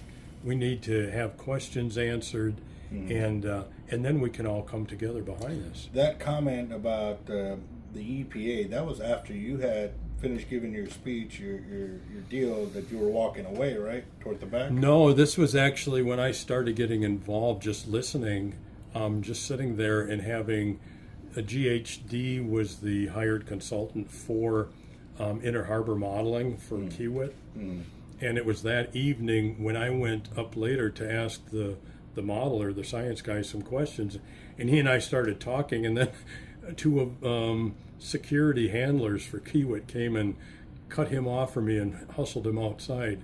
Well, this is strange behavior. Wow. So we've, I think if we would have also had this same dialogue, engineers and scientists working in the room focused on the Farfield model, instead of the way the city set it up was, let's put a bunch of people on there that aren't fluid dynamics people, they aren't marine scientists, and let's take up a lot of time in adjectives, beliefs, and everything else, when we should have been focusing on the technical work. And not to discredit the other people with input into the process, but we didn't get to where we needed to go. There's a way to do research, have it peer reviewed, get everybody united. This is correct modeling information, and then we take it to the other groups. That's what should have been done. It was an opportunity to unify, and kind of shame on the city for not, taking that opportunity and doing that. And you could see that at the city council meeting, the last one, where they were talking about the Farfield modeling and where it was at, and I guess the new guy that got to take that gentleman's position, where he's like, well, I don't think they know what they're talking about, telling the two doctors Well, are you a marine biologist? Well, I'm not a marine biologist, but I'm a modeler. Well, a modeler still can't tell you how those numbers translate from modeling to marine biology. Right. And even the marine biologist said, like, I don't understand what those numbers are, but I need those numbers to plug them in to the marine biology side of the house to tell you how that's going to affect human life or marine life in those areas. And that was probably the most truthful statement right there. But he cut them off and just tried to make them seem like they were trying to, what's the best word I can use? They're operating out of emotions and impressions and not really numbers. And I think that some of without the checks that I did, that I asked them to do, for example, on the flows in Inner Harbor, I want to see the velocity profiles. Do they match that gentleman, that Professor Ward, his work, that diagram of the flows in Nueces Bay? Yeah. Does our computational result match that? You should. Any math, well, that's math. Yeah. Like, you either have the right answer, or you don't. But again, too, we can have the same problem, but if I input the wrong numbers, I'm not going to get the right answer. And if you input the right numbers, then you're going to get the right answer. And the way I looked at it when I started seeing that and hearing that, well, they didn't have this, they didn't have that. So they basically graded this on, and even with what you're saying, they cut out that area. Yeah. And they did that because it was like grading on a curve. Well, it would avoid looking at the worst case condition. So one of the things I asked them to do, this is before I really understood the salt marsh, though. I said, I was seeing some of these high salinity readings. Run that model for another year without any freshwater inflows. We should see that happen in the model, right? We should see that spike go up high. And that was some work I wanted. I said, you don't really even need to do much work, but go into the computer and increase the time span of the model and walk away and let it run. Yeah. So this was easy work to go do. That they wouldn't do. I asked them to do the checks that a good modeler does. Does the mass flow of water going out of the power plant match what the conditions are? And you can do that easily by looking at the velocity vectors coming out of that pipe into the Nueces Bay. These are things that you convince me that you didn't do something funky. One other thing you should know too was when the new group took over, when they couldn't get the model to agree with the 2024 data of the bays, they, anytime you make an adjustment from what you think is realistic boundary conditions, and you have to have a rationale. You can't just go like turn knobs at will with no rationale and saying, oh, the model now agrees. But that knob that you turn, whether it's a diffusion coefficient or something, like, you better have a good rationale for doing that. Yes. Or then everything is questionable. So what they did when it didn't match, they had a 15 part per thousand. The first results they gave us to us, now granted, we only really got to work with them twice, 2 meetings. The first one, they came in, the results didn't quite match, and they explained it away as well. We haven't let it run long enough. And the other one, when they came back the second week and they had it matching for that 2024 year, they said, well, what they did is they changed the boundary conditions. Wait a minute, we were using conditions that were established for bays and estuaries that have been used in models for a long time. They took the deep sea model for the boundary conditions and put them in, and then with that we got the right results. And it's like, well, you just can't. That's not the area. That's not. You just can't do that, right? And so these are the kind of questions that in good peer review you will get those things brought up and validate. Now there's 2 sides here. There's what I do, computational fluid dynamics. The marine scientists don't do that. Yeah. So there's 2 elements that had to be peer reviewed here. One is, does this work from a fluid standpoint? Are the flows correct?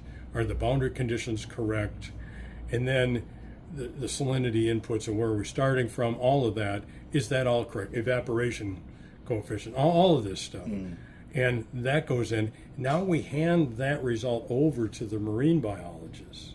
So we needed for us to give them good information. Yes. But what's happened is, well, I'm cut out of the picture. There's nobody on the team that's a computational fluid dynamics person. We're going to now, after we didn't get the answer we wanted, we're going to, second time, we're just going to go take some results that we work on this last month. We're going to give them just to the marine scientists in the back room, and then they're going to put out another. They truly have no idea that it was your work or not your work. They were just given numbers, and well, they're not going to answer my questions. Yeah, and they're going to give this to the marine scientists. Wow. Wow. Yeah. But again, the positive side here is that we can do this. We could have arrived at numbers that we all worked on and agreed to, but that opportunity doesn't happen when people don't want that to happen, I guess. No, you nailed it. They didn't want the true numbers to come out, because then the true numbers would show that it's not feasible. And that's part of that curve, grading on the curve. We've all had it in school where everybody took a test, everybody failed. The highest grade they got was a 69. So what they do is they take off the top 30% of the question, moved everybody up to a 90. The 69 went now to a 99, and the lowest grade was 49 is now 79 or 69. They still don't pass, but everybody moved up, which made the test okay. Everybody passed now. Got the results they wanted. So by them, if you go back to that one where they cut out that boundary, this was that 30%. Right. We could. So the things I was asking for, this is ahead of the marine scientists. Well, they kind of have a play in a discussion. They should be in the same evaluation. But to get the chemical and fluids analysis, get that model correct, we needed to know this. We needed to go through that period of a salinity spike, because that's the worst thing that happens. Yeah. And they were saying, well, we don't really have as complete a data set in 2025 when that happened. So we're going to use this one where we don't have that spike. But that's not getting to that worst case condition that I wanted to see. And so, yeah, it's kind of a combined thing, computational fluid dynamics person, keeping this and reviewing this, making sure it's done right. And then the marine biologist saying, well, how much does that matter? And I say I have some knowledge in that area from my work in algae, but I would also say I'm not the person to answer that question. They are. Yes. So it's like putting the right people in front of the results that are the experts. Yes. No. And so to your point earlier, yeah, the gentleman from Spheros that was presenting the results, he's not the guy to say how bad it is for the fish. Exactly. And he kind of admitted that. Well, no, that's their job. Well, why didn't he let him speak? Well, he was controlling the whole narrative, and the doctors over here, they stayed quiet, but they only answered when they were spoken to. They didn't speak up. Hold on, wait a minute. You can't answer that. You know what I mean? He said it himself, but the two doctors were there, full respect for them and everything they're doing. You know what I mean? But the narrative was controlled, and if you could pay attention to what happened there, you'll see it. Like they up front came out and said they can't even they said they can't do their jobs correctly because they still haven't gotten all the numbers. Right. And or to verify, like you said, because they can be given numbers, but how do they verify those numbers are the correct numbers? Like you're saying that they didn't have the correct outflow or the correct amount of this and that, who's there to double verify or peer review those numbers are correct? Right. And to let people understand how this is done correctly. Mm-hmm. So the people at the marine biologists should have had the seat at the table. And the table I'm speaking is alongside the modelers when they're working. Pull the rest of the committee out of this thing that's creating this, putting this in the political domain. Just as much as they paid for Spheros work, they should have paid for the marine biologists as well. Yes. And honored that and respected that. Instead, what happened is they kind of schmoozed them into, well, they're part of this oversight committee that, is kept at arm's length. If you don't know, I learned in managing companies with various disciplines of science in it, that even the leader, he might not be an expert in every area of science, but he's got to have enough smarts to know when somebody's blowing smoke at him, right? Right. And so when we have the city deciding, really working in closed doors with the modeler, we don't have somebody that's got technical oversight. That was the other thing. We lost Brett Van Hazel, was kind of leading from the city. At least he's an engineer. And, he left as well recently. And then we have people that have neither fluid dynamics nor marine background in charge of this committee. So we have, we don't have proper oversight. We didn't have a teaming towards a solution. Teaming would have been let the marine biologist work directly with the modeler to get this thing technically right. And so it was wrong to have the city in the middle of that. Without a doubt, because that would be a conflict of interest, because when you send off for a testing, you don't sit there and tell them hey, this is the way I want you to grade it. Yeah, and we'll cut the results off now. Thank you very much. Yeah. Don't go. No. I can already see where this is going. Let me cut that out. So, but do you have any more slides that we can? Yeah, there's a lot of support for this. Like I said, you can see times in here in this data back in the 80s. Again, another spike above 40. So, okay, this is parts per million for the salinity, right? Right. Okay. And this is years. So why was it so low over here? Well, they had a lot of freshwater inflow. So huge rains or hurricane? Oh, right. Hurricanes. I wasn't here in '87, but if I'm not mistaken, I think we had a huge hurricane come through around that time frame.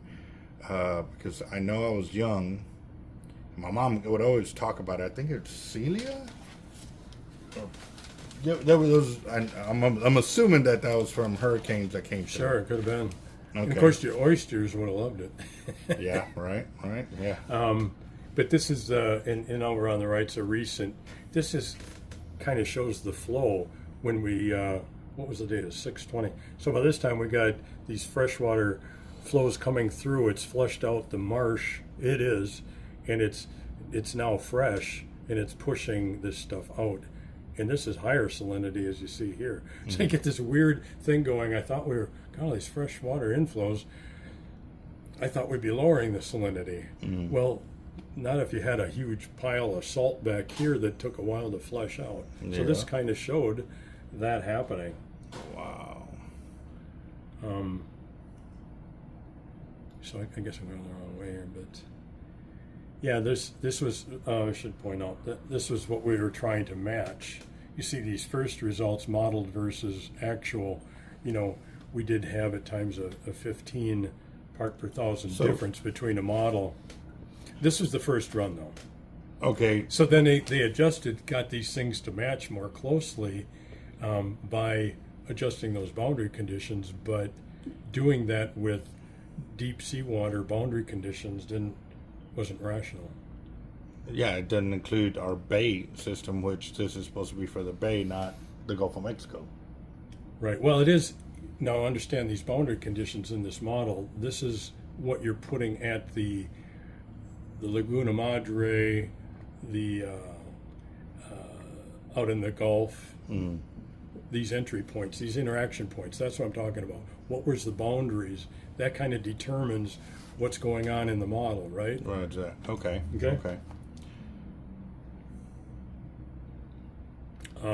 Just a slide here on recently, Dr. James Tolan, who I mentioned earlier, presented this, and that's where I found out about the intake situation. His slide here, I'm showing glimmer of hope, dissolved oxygen.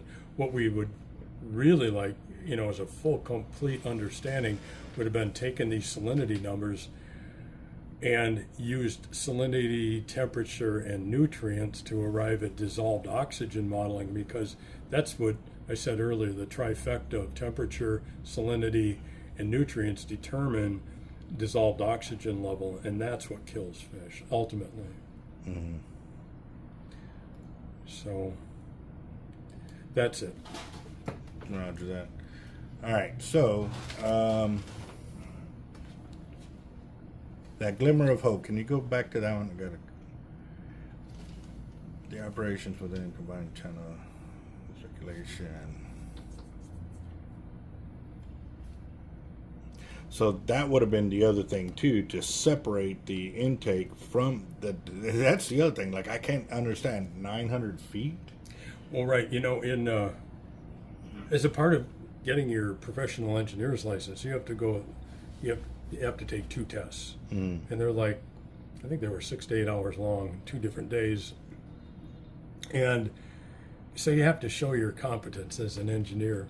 And I've met people that never were able to pass that multiple times, and so as a part of this, you do this kind of work. Now, one thing you understand as an engineer, you're looking at a system, just like an air conditioner. You don't put the intake right next to the exhaust, or it will recirculate. You just get hotter and hotter and hotter. Yeah, it's the same principle here when we're in here in Inner Harbor. You don't put the intake and the discharge close together, especially when you're in a confined body. That's my biggest thing. Like, you know, that I think you get the idea now when you look at this from many perspectives. The last one I didn't indicate was expandability. 30 MGD, I think this is where the council, along with the price, was kind of getting onto this is a bad idea. They still haven't really got onto how bad environmentally this is, which is really disappointing. But they started getting onto the fact, is 30 MGD enough?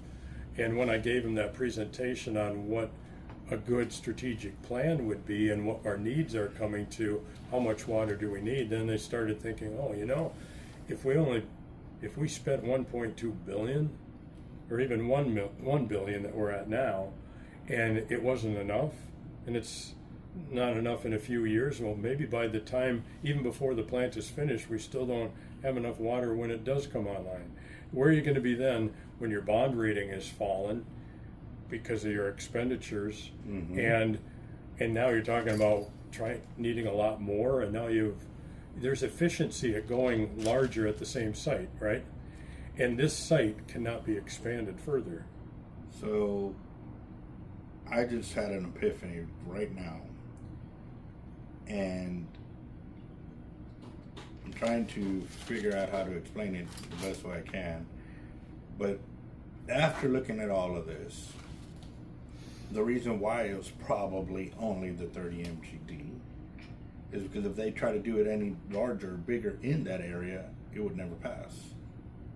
Which we've already are showing it's not going to pass now. But if they try to they wanted to build 100 million gallon, 100 MGD, it would cook the bay into, like, they'd have this is probably their fine line of trying to get it, past without pushing the boundary of it, you know what I mean? And that's what I'm kind of thinking right now after listening to all of this and then bringing up about the financial situation. Maybe this was their way to try to get it pushed under the table, to get it to go through, and then not worry about anything after that. But again, too, can you go back to that one where it circulates from that inner right here? If we did hit another drought zone, how long would it take for all this, like you said, it's going to expand out. How long would it take before it gets to the point that they can't suck any more fresh water in? Well, the desal plant can work off of high salinity water in the Gulf. So what would happen is that the plant would continue to operate, right? It can take more salt in. Well, yeah. That's probably not going to be the limiting factor. At some point, the exchange as limited as is significant enough. That's where numbers matter. Even now we're using adjectives, right? This is a lot bigger than this kind of thing. But this is complex flow. That's why we do computational fluid dynamics. But what it basically would have, in thermal science, we call something a thermal sink. It's a body of water so big and massive that putting a couple of hot drops in it, it can take that and it doesn't change it very much, right? We do that with dilution as a solution to pollution kind of thing. We dump this in a huge body and it's so diluted it doesn't matter. Yeah. Well, what happens here, and this is a concept that I actually had to realize when I did my lump parameter model, was, hey, wait a minute. It's not so much that I'm taking the salt and moving it out this way.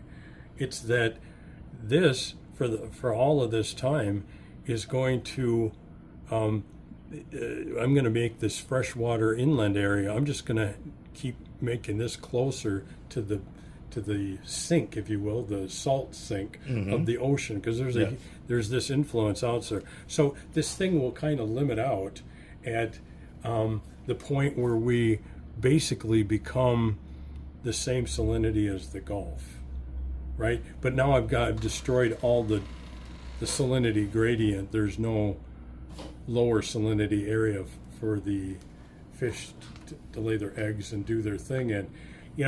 Beyond that point, does it really matter? I mean, yes, this could, if the drought. Now we went through. This drought's been 5-6 years in the making now. Yes. And we've got all those measurements of what happened. We did have some spikes in here that showed Nueces Bay going as high as 80 for a little while, as it flushed that stuff through with the new freshwater inflows. But what could happen in here, this could, like back in the marsh, you could see some extremely high areas back here. There's probably enough dilution here that what would happen is we would get, numbers like 32, 36, and have basically the end of low salinity areas coming in. We could have this get much higher, and that's what you call collapse of the whole ecosystem. But it wouldn't be so much that the salt from there is moving out through those channels as it would be is that we're just bringing it up to the big salt sink of the ocean level, and we've just got rid of all of our low salt area. Now I have to mention we had one member of the committee, David Loeb. Mr. USS Swizzle Stick. He threw out the idea to the team early on that, this committee isn't really about. I'm gonna go ahead and move this back because that was all the slides, right? Sure. Yeah. Yeah, dude. Oh my gosh, I've had some pretty funny comments with him and stuff like that. So, all right. Yeah, so let me finish that last point. So what David threw out to the committee up front was that we really weren't here to do this work to have it be decisionable, the decision for Inner Harbor based upon this work we're doing. But we were here merely, the Inner Harbor decision was already made that it's going to be done, and we were here merely to provide input as to how the plant would operate. So if you start thinking about that, you start thinking, what would it be like if it started showing, as the modeling would show, that conditions were getting worse? What would you do? You'd have to start throttling back. So now financially you're looking, and there's certainly a long case of even Carlsbad, and just about every seawater RO plant never gets to its rated capacity for a number of years. So imagine that you did get to rated capacity, we got to 30 MGD, and this thing's going on, and we have a drought period, and we're seeing these bad effects. What's it going to feel like to have spent all of your money, all the money in the bank for this plant, and then you're going to throttle it back to 20? And it's already over it's bloated in cost already. How's that going to feel? And now you don't have money to go build another plant for another $1 billion. Your bond rating has fallen already. It's like you said, summarily, when I looked at this from many angles, you get the idea we should have quit on this turd a long time ago. A long time ago, yes. So I think you kind of answered this question. It was the deeper water will have a higher salinity. And so from them saying that they're going to pull that far down into the channel, basically what ends up happening, and it starts to rise up because then it's filling in, as it's released, it's filling in those areas and creating those dead zones within the inner harbor. That can be. Okay, so if that is going to happen, both the release and the intake are at the same level, right? Mm-hmm. I'd have to go back and check that. Okay. I have some information, but offhand I don't recall. I know that it's high enough not to be drawing directly off the bottom. You don't want to do that from pulling in silt. Yeah. No, I'm not talking about that. I'm talking about the salinity that the brine is one, the brine and the sludge, mind you. They're permitted for 3 million gallons of sludge every day. Right. But USS Swizzle Stick is going to save us. So, as soon as I saw that, I was like, what a moron. I'm sorry. Like, it goes back to this. If you have to hire a boat to get its propeller to get the water to exchange here, that is telling you there's not enough water circulation in the area. That shouldn't, boat traffic, all of that should not even affect this, only improve it more. It should be able to function completely without any boat traffic. Well, see, that was part, again, it goes back to, having the right background to this. When Spiros brought up that they could do modeling with ship traffic, I was directing that we don't need to spend time on that. That's not the worst case condition we need to worry about. There's been time when they low or no ship traffic, right? Mm-hmm. So what happens then? So yeah, we get some effect as some stirring effect. So everybody, again, dilution is the solution. It's never been my belief because static mixer technology has been around a long time. I think they tried to glamorize this diffuser, and I said, I think we've understood how to blend things in engineering for a long time. This is a confined channel. I'm 100% confident you can mix this with the diffuser. My issue is the mixture that you take from this blender. You're going to suck it and put it into Oasis Bay. Yeah. So that's a lot of salt. Granted that if they did the calculation, though, it would probably be more like a 4 part per thousand gain instead of a 0.38 that you see in the permit at the entrance to the power plant. It's probably more like 4. And that's the kind of thing we could have got at in the computational study. But basically, we got a first level results. They presented to us for, I think we had meetings that went 2.5 hours, 3 hours. They spent the bulk of that showing us what they were doing. There's a lot to look at. We got a little bit of time to interact with them, but and then we had a second meeting and they showed us the updated ones that I spoke of. Very limited amount of time to do the kind of work that when you have joint teams, when you have people trying to drive to the right solution, it wasn't that environment wasn't created like I've seen us do when we do peer reviewed work. And we really had a great opportunity.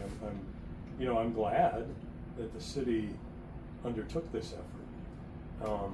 That was the first part, but then playing information control and isolation didn't allow that due process to happen. All right. So I think we kind of touched it already. The drop conditions would make this worse, especially with no fresh water from the releases that I was talking about earlier. Especially now that I know it does not connect to the inner harbor. There is, by the way, a pumping station that was put in to allow that to happen, and they have exercised that. But you don't think they're not gonna release when you need it most. When we've been in drought a long time, our reservoirs are down, and they're beneath that 30% requirement. When the reservoirs go below 30%, you don't have to do the freshwater releases. So when you need it the most, you're not going to do it. Right.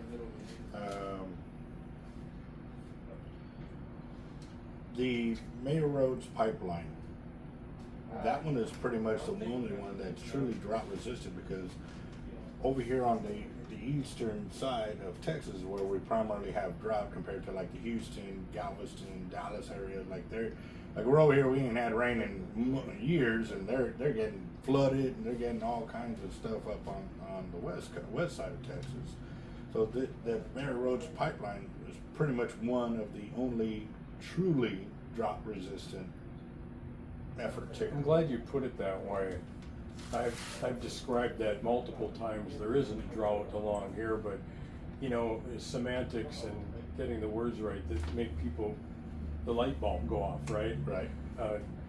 That understanding is good described. So describing those as drought resistant as well. You know, we unfortunately, you might look at it, here's a desert and here's a tropical forest. And those are two different climates that we have here. And thank God that Mary Rhodes herself and the people around her had this insight of putting that pipeline in, or we would have been really in bad shape. Yeah, we would have been done. And so been done. that to me, I applaud them doing that. And along with that, I say, let's do these other opportunities. But there's very little interest in that. Back to the point, the first thing you should do is close the door before getting a second air conditioner, right? Right. That's the evaporation. I said what we created by putting our reservoirs in the desert, we made them evaporating ponds, right? We could have life so much simpler. Even now it'd be easier with the levels low to go in and put floating solar on there. But and I maybe call me strange when I look at it. I go, that's from an engineer standpoint and from a business manager standpoint, that's the first thing I would do. But and so it's troubled me that there's just no interest in doing it. And my only explanation, like I said, was they just got all Hollywood on seawater desalination. So you hit on a real important topic on me, because I'm running 3 businesses right now. I got my A to Z tackle distributing. I got HardLife Bait and Tackle, which is the retail store. And then I got my YouTube channel, which is my advertising, you know, so I got my advertising, R&D, and a retail. There you go.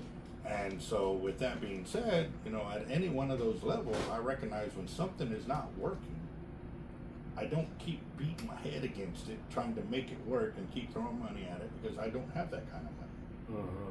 And that's why I never understood that here, when they have problems or issues like that, they keep beating their head against the wall. Why? Because it's our money, it's not their money. Other people's money. They're playing with other people's money, and this is what annoys the hell out of me, because I've seen it multiple times where the city manager, oh, well, they had the wrong computations and it was wrong and this and that, so I went ahead and approved for them to spend more money and fix what they should have gotten right the first time. Because I'm pretty sure if you built a project or something for a customer that paid for that, and then they come to pick it up and it's the wrong item or the wrong this, oh, well, let me charge you more because I messed up. Right. Would that ever flow? Negative. No. When it's your money, you go after the thing with the best cost benefit ratio. Yes. Right? Yes. And if it was your money. And I think that when we started playing around with, well, we'll get the state or the federal to give us money, then there's like, do we really care that this is a right thing to do? If it's other people's money, we don't care. I think we should care about federal money too. Yeah. Whether it's free or it's a loan, especially if it's a loan, because we're going to pay the interest on it. We're still going to pay, and it boils back to that, you know, with all the amount of the membranes and all of that you're talking about, that's going to increase the cost of it. And at the end of the day, the finished product, when it comes out and that gallon of water, 1,000 gallons of water is now $15, rather than the $9 they're projecting. Right now, that's in a perfect world. Perfect, that everything goes as planned. They don't have no hiccups, which I've already proven multiple times. If you watch the city council meetings, their projects have never gone as planned. So their $9.89 per thousand or whatever it is, I'm projecting it's going to be more like $15, $16 per thousand gallons. You're right on the money there. I did a survey of seawater RO plants, and that number 15 is a lot more realistic. You know, a big share of we haven't talked about the operating costs. No. We talked about membrane, but a big share of this is energy. So, you know, you're an order of magnitude higher for just to get some grasp on it of the energy required to do seawater RO versus brackish groundwater, you know? And so the salt differences are way, way far different. You know, we're talking numbers over here, like maybe several hundred versus 33,000, right? Jesus. So you know, doing this RO done over here on brackish is a totally different scenario than doing seawater. So always keep that in mind. But yeah, over here, now imagine if it's power. Now, one of the things I've been looking at is how come the city's never talking about where the power's coming from? I've been asking. Because this is, well, there's just another big source out there. You know, I've been getting involved in the data center. That's a huge amount of power. Yeah. And we hear talk from them about, we're going to use stranded power. What do you mean by that? Oh, that's these extra topping plants that we're not operating, that when the load gets high, we bring them on. Oh, you're going to go fill them up, then where are we going to have our margin? And what AEP will do is now be needing capital money to go build, so we do have an ability to handle high load, and the public just pays for that. So it's a sneaky way to get the public to pay for capacity build out. Now, go back to Inner Harbor, it's about 38. Hold on, let me stop you there real quick. They're already posting up that they're getting government loans to get these build outs to increase more electricity. Yeah. Guess who's gonna pay for it? You and I. So when we get back to the operating costs at Inner Harbor, first, are we going to get the public, maybe it's state, but somebody's going to pay for this extra 38 megawatts on the capital expenditure. Somebody's going to pay for it. And then the next thing is that all of this capacity increase does leak over into what you pay at your house, but it also will raise the operating costs of Inner Harbor. So all these numbers that you're using to project do not include the rising cost of electricity, which you just added to the problem. Yep. If you put floating solar on the Lake Corpus Christi, you get a lot of power for free. Yep. The company would put them on the lake for free. What's your return on investment? 29 MGD for $0, and we don't like the idea. I can't explain it. The reason because they haven't found a way to make money off of it. But what do we elect our officials for? Right. To look after our best interests. That's what they're supposed to be doing, but they're not. That's why a lot of the city is now involved. That's why I'm involved. That's why I'm guilty as charged for electing officials, primarily the mayor. I'm pretty sure I'm about 99.9% positive I voted for her when she was voting against Desal. She lied to me too. I'll be honest, because I thought by voting certain people in there, they were going to take care of us. So they haven't taken care of us, and right here in black and white, there's no gray area. There's no no. This has been over a decade in inbound. You know what I mean? And we're here now, and we have to step up and fix the real problems. The real problems are the people that are not defending us, the taxpayers. Because at the end of the day, yes, I'm for industry. I used to work offshore sandblasting and painting with industry and stuff like that. And like you're right, man. I've met guys out there that they are good people. You know what I mean? And all around. My customers, a lot of them are industry. I have nothing against them. What I do have against is where industry's making. I did a Google search, $86 billion in profit last year, just in the Corpus Christi area. But they fought. Was that revenue? Profit. Profit. 86 billion in profit. Wow. So that's where now if it was total revenue stream, then obviously as a business owner, well, hold on, how much of it is in the in the red before they even see anything in the black? I did that number first, and 86 billion in profit. But they battled against the city about 2.5 billion in taxes. If I made 8,600 in the year, and I went to go splurge and go out to eat with my family, and I spent $125 or $250, cool, I'll do it again next month. You know what I mean? You could afford to do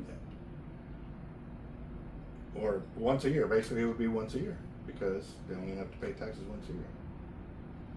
And they have a problem doing that, so it went from 2.5 to 998 million. Imagine if we had gotten that 2.1 billion in tax revenue. The other part about this that we're missing is having good management in the city.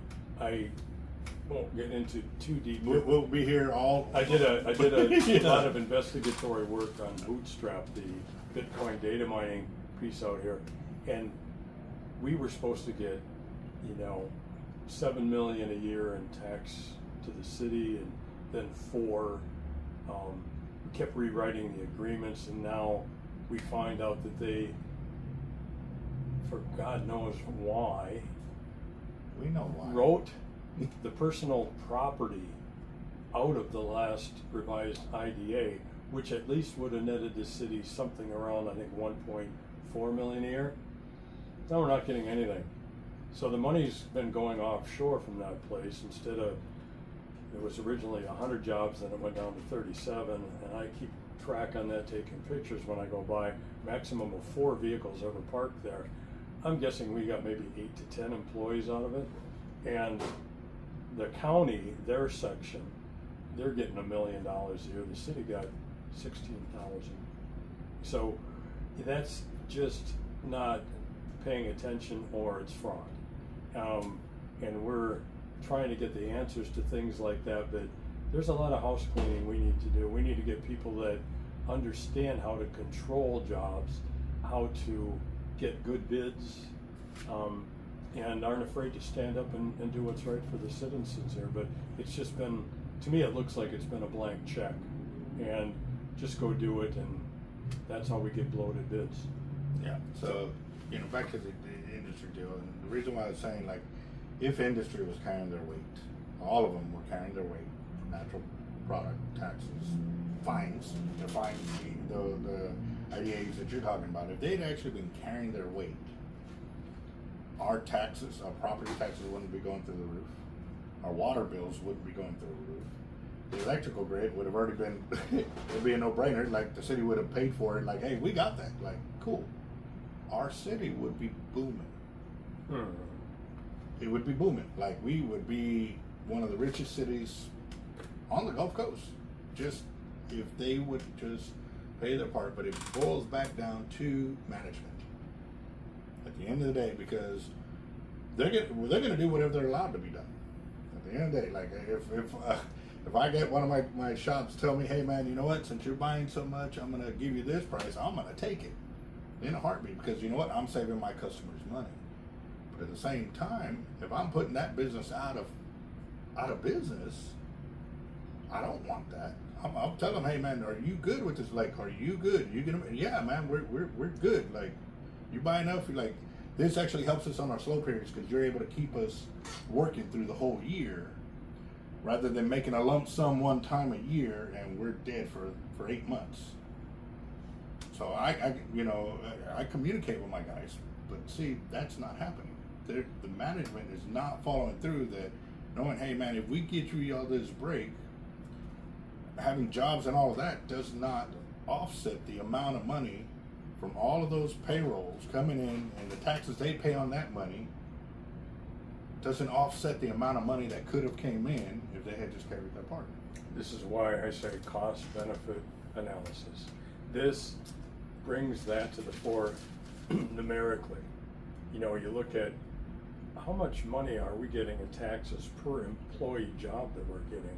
You know, there's some recent statistics with the abatements out there. You know, we're actually putting out, you know, a couple $1 million per employee. I don't think they're being paid that much.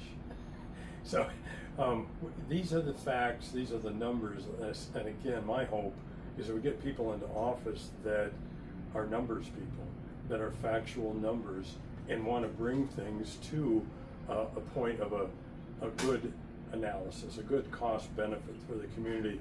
We know we need more water, we got to go this way or this way. Yes. Not everything's going to be perfect, but we got to move from adjectives and personal opinions and maybe even being persuaded by financial people to come out and just sell us a fear story on drought and we have to do Inner Harbor instead of, no, here are all the options, here's all they stack up, and put that in front of the people in transparency. You know, this is what can bring everybody together, and that's my hope. Roger that.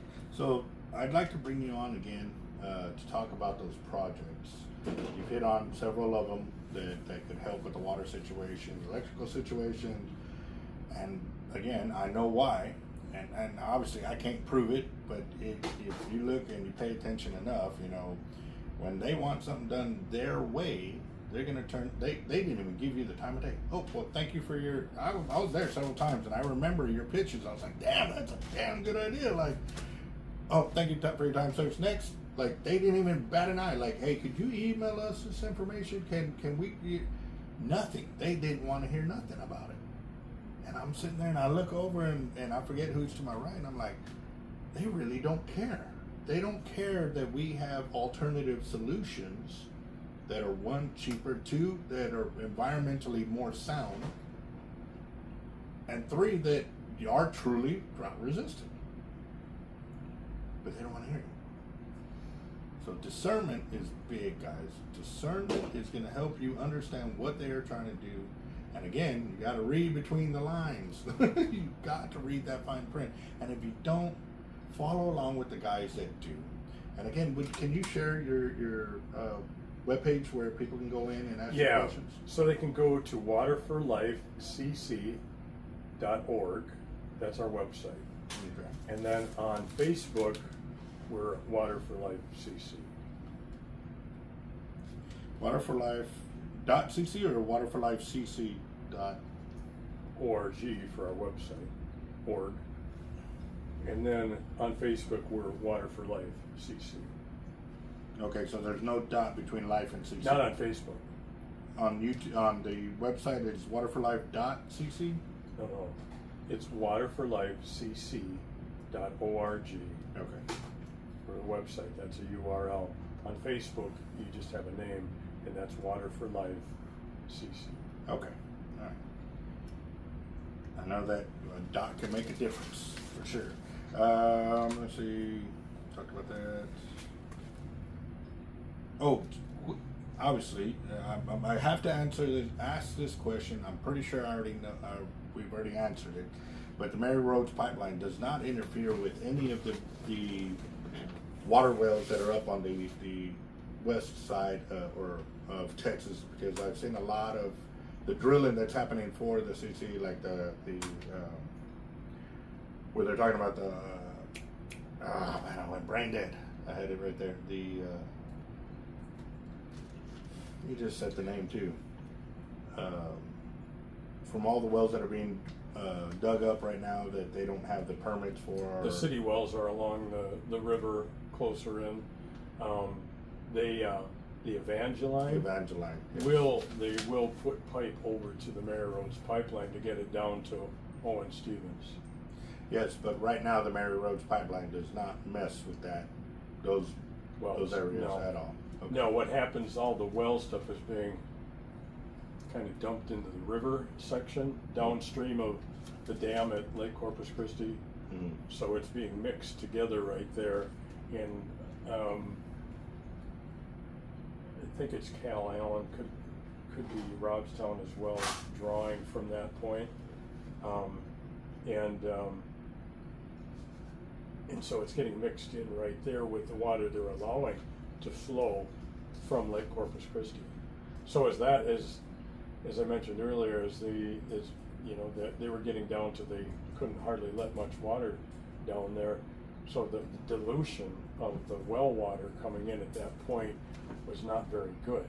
So if the well water had some high salinity to it, they were getting it into the treatment system at Cal Allen, and things weren't looking good.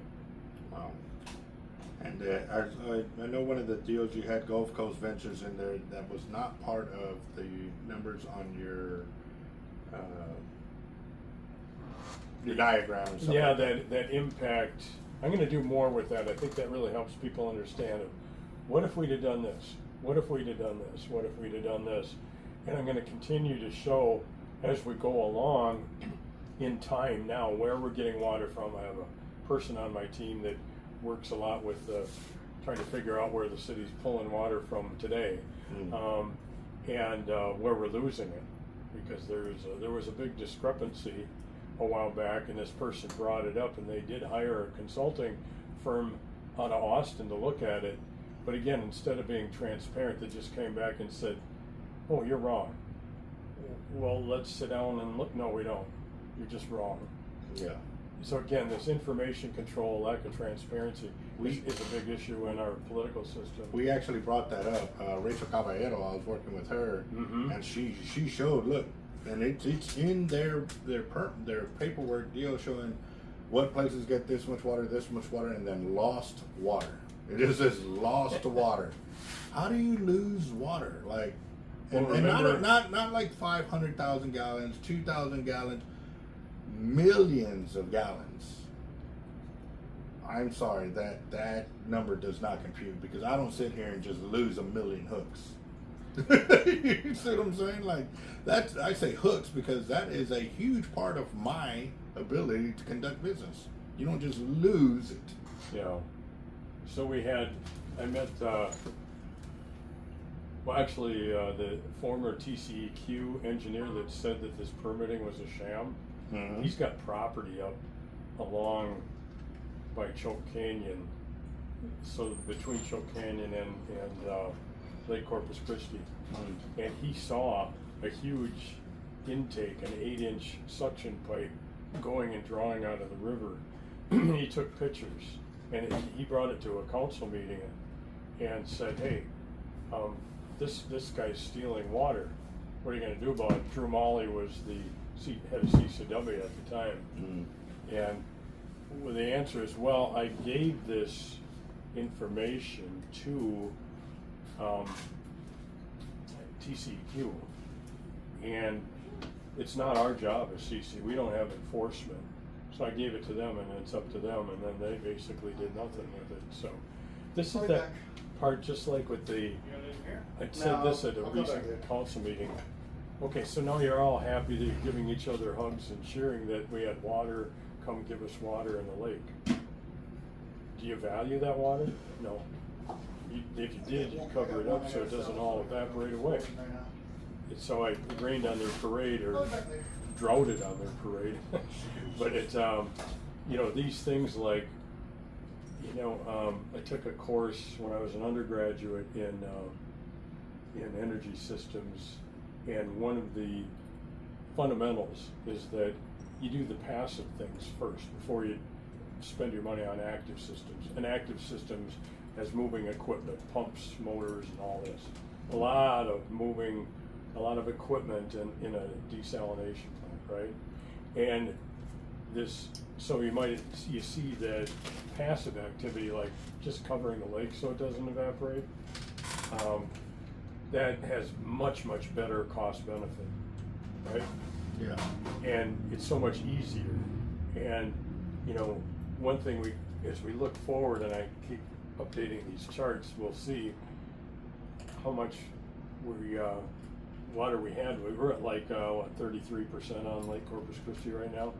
But I remember when you went up there, we were at like 30-something% or something like that. So you're all cheering, but you start looking, we lose a total of 51 million gallons a day off of that.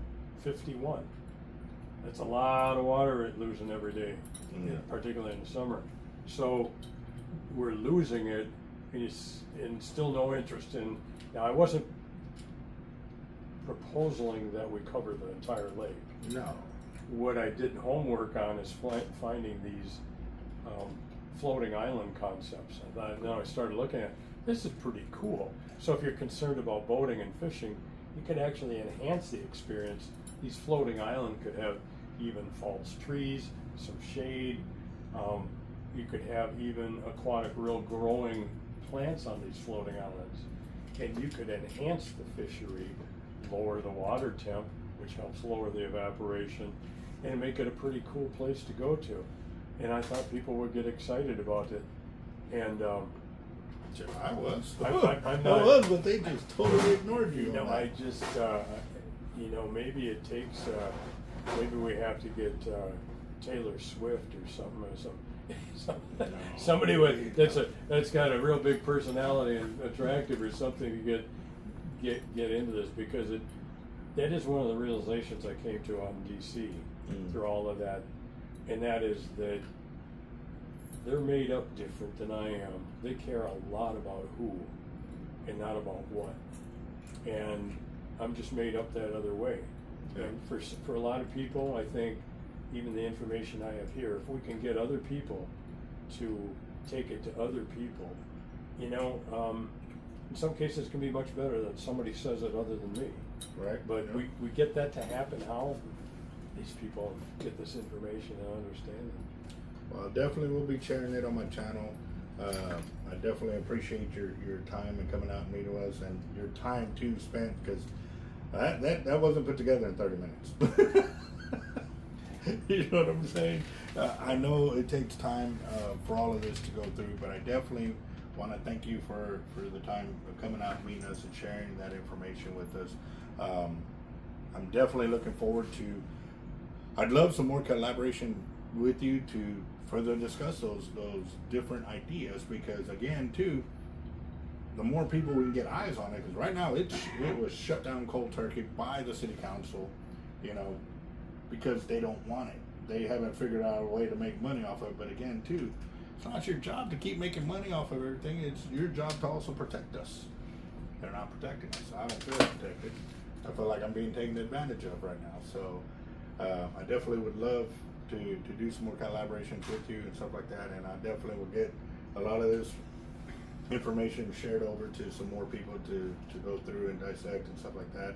But I definitely thank you, Brad. Sure. That was huge. That's a lot of information, and I enjoyed hearing you speak when you would go up to the city council meetings. So please keep doing that, because when I was up there, I'm pretty sure several times I recorded what you were saying, but I didn't get a chance to get back with you to get explanations. I had a ton of questions, kind of like today. I was trying to write that down and come up with my thought, because I had to go up and speak too. So normally I was after you on stuff like that, but definitely I'm looking forward to more knowledgeable information for sure. Good. Thank you very much, boss. Thank you. You guys, share. Like the video, share the video, get more people to continue to watch it, because there's too much information out there to not be informed. And right now is not the time to be uninformed, because there's a lot of people out there that are putting out the false verbiage, the scare tactics, and there's another one, where the false information. What's another way they put it? A narrative. Yeah, they're controlling the narrative to make a bunch of people look bad who are actually trying to do the right thing. And I guarantee you, it's the ones that are doing the right thing that are being bashed big time right now, if you just look at the numbers. Right now, we proved a whole bunch of them right there, and all you have to do is do some homework. Y'all have a good one, guys. We'll see y'all later.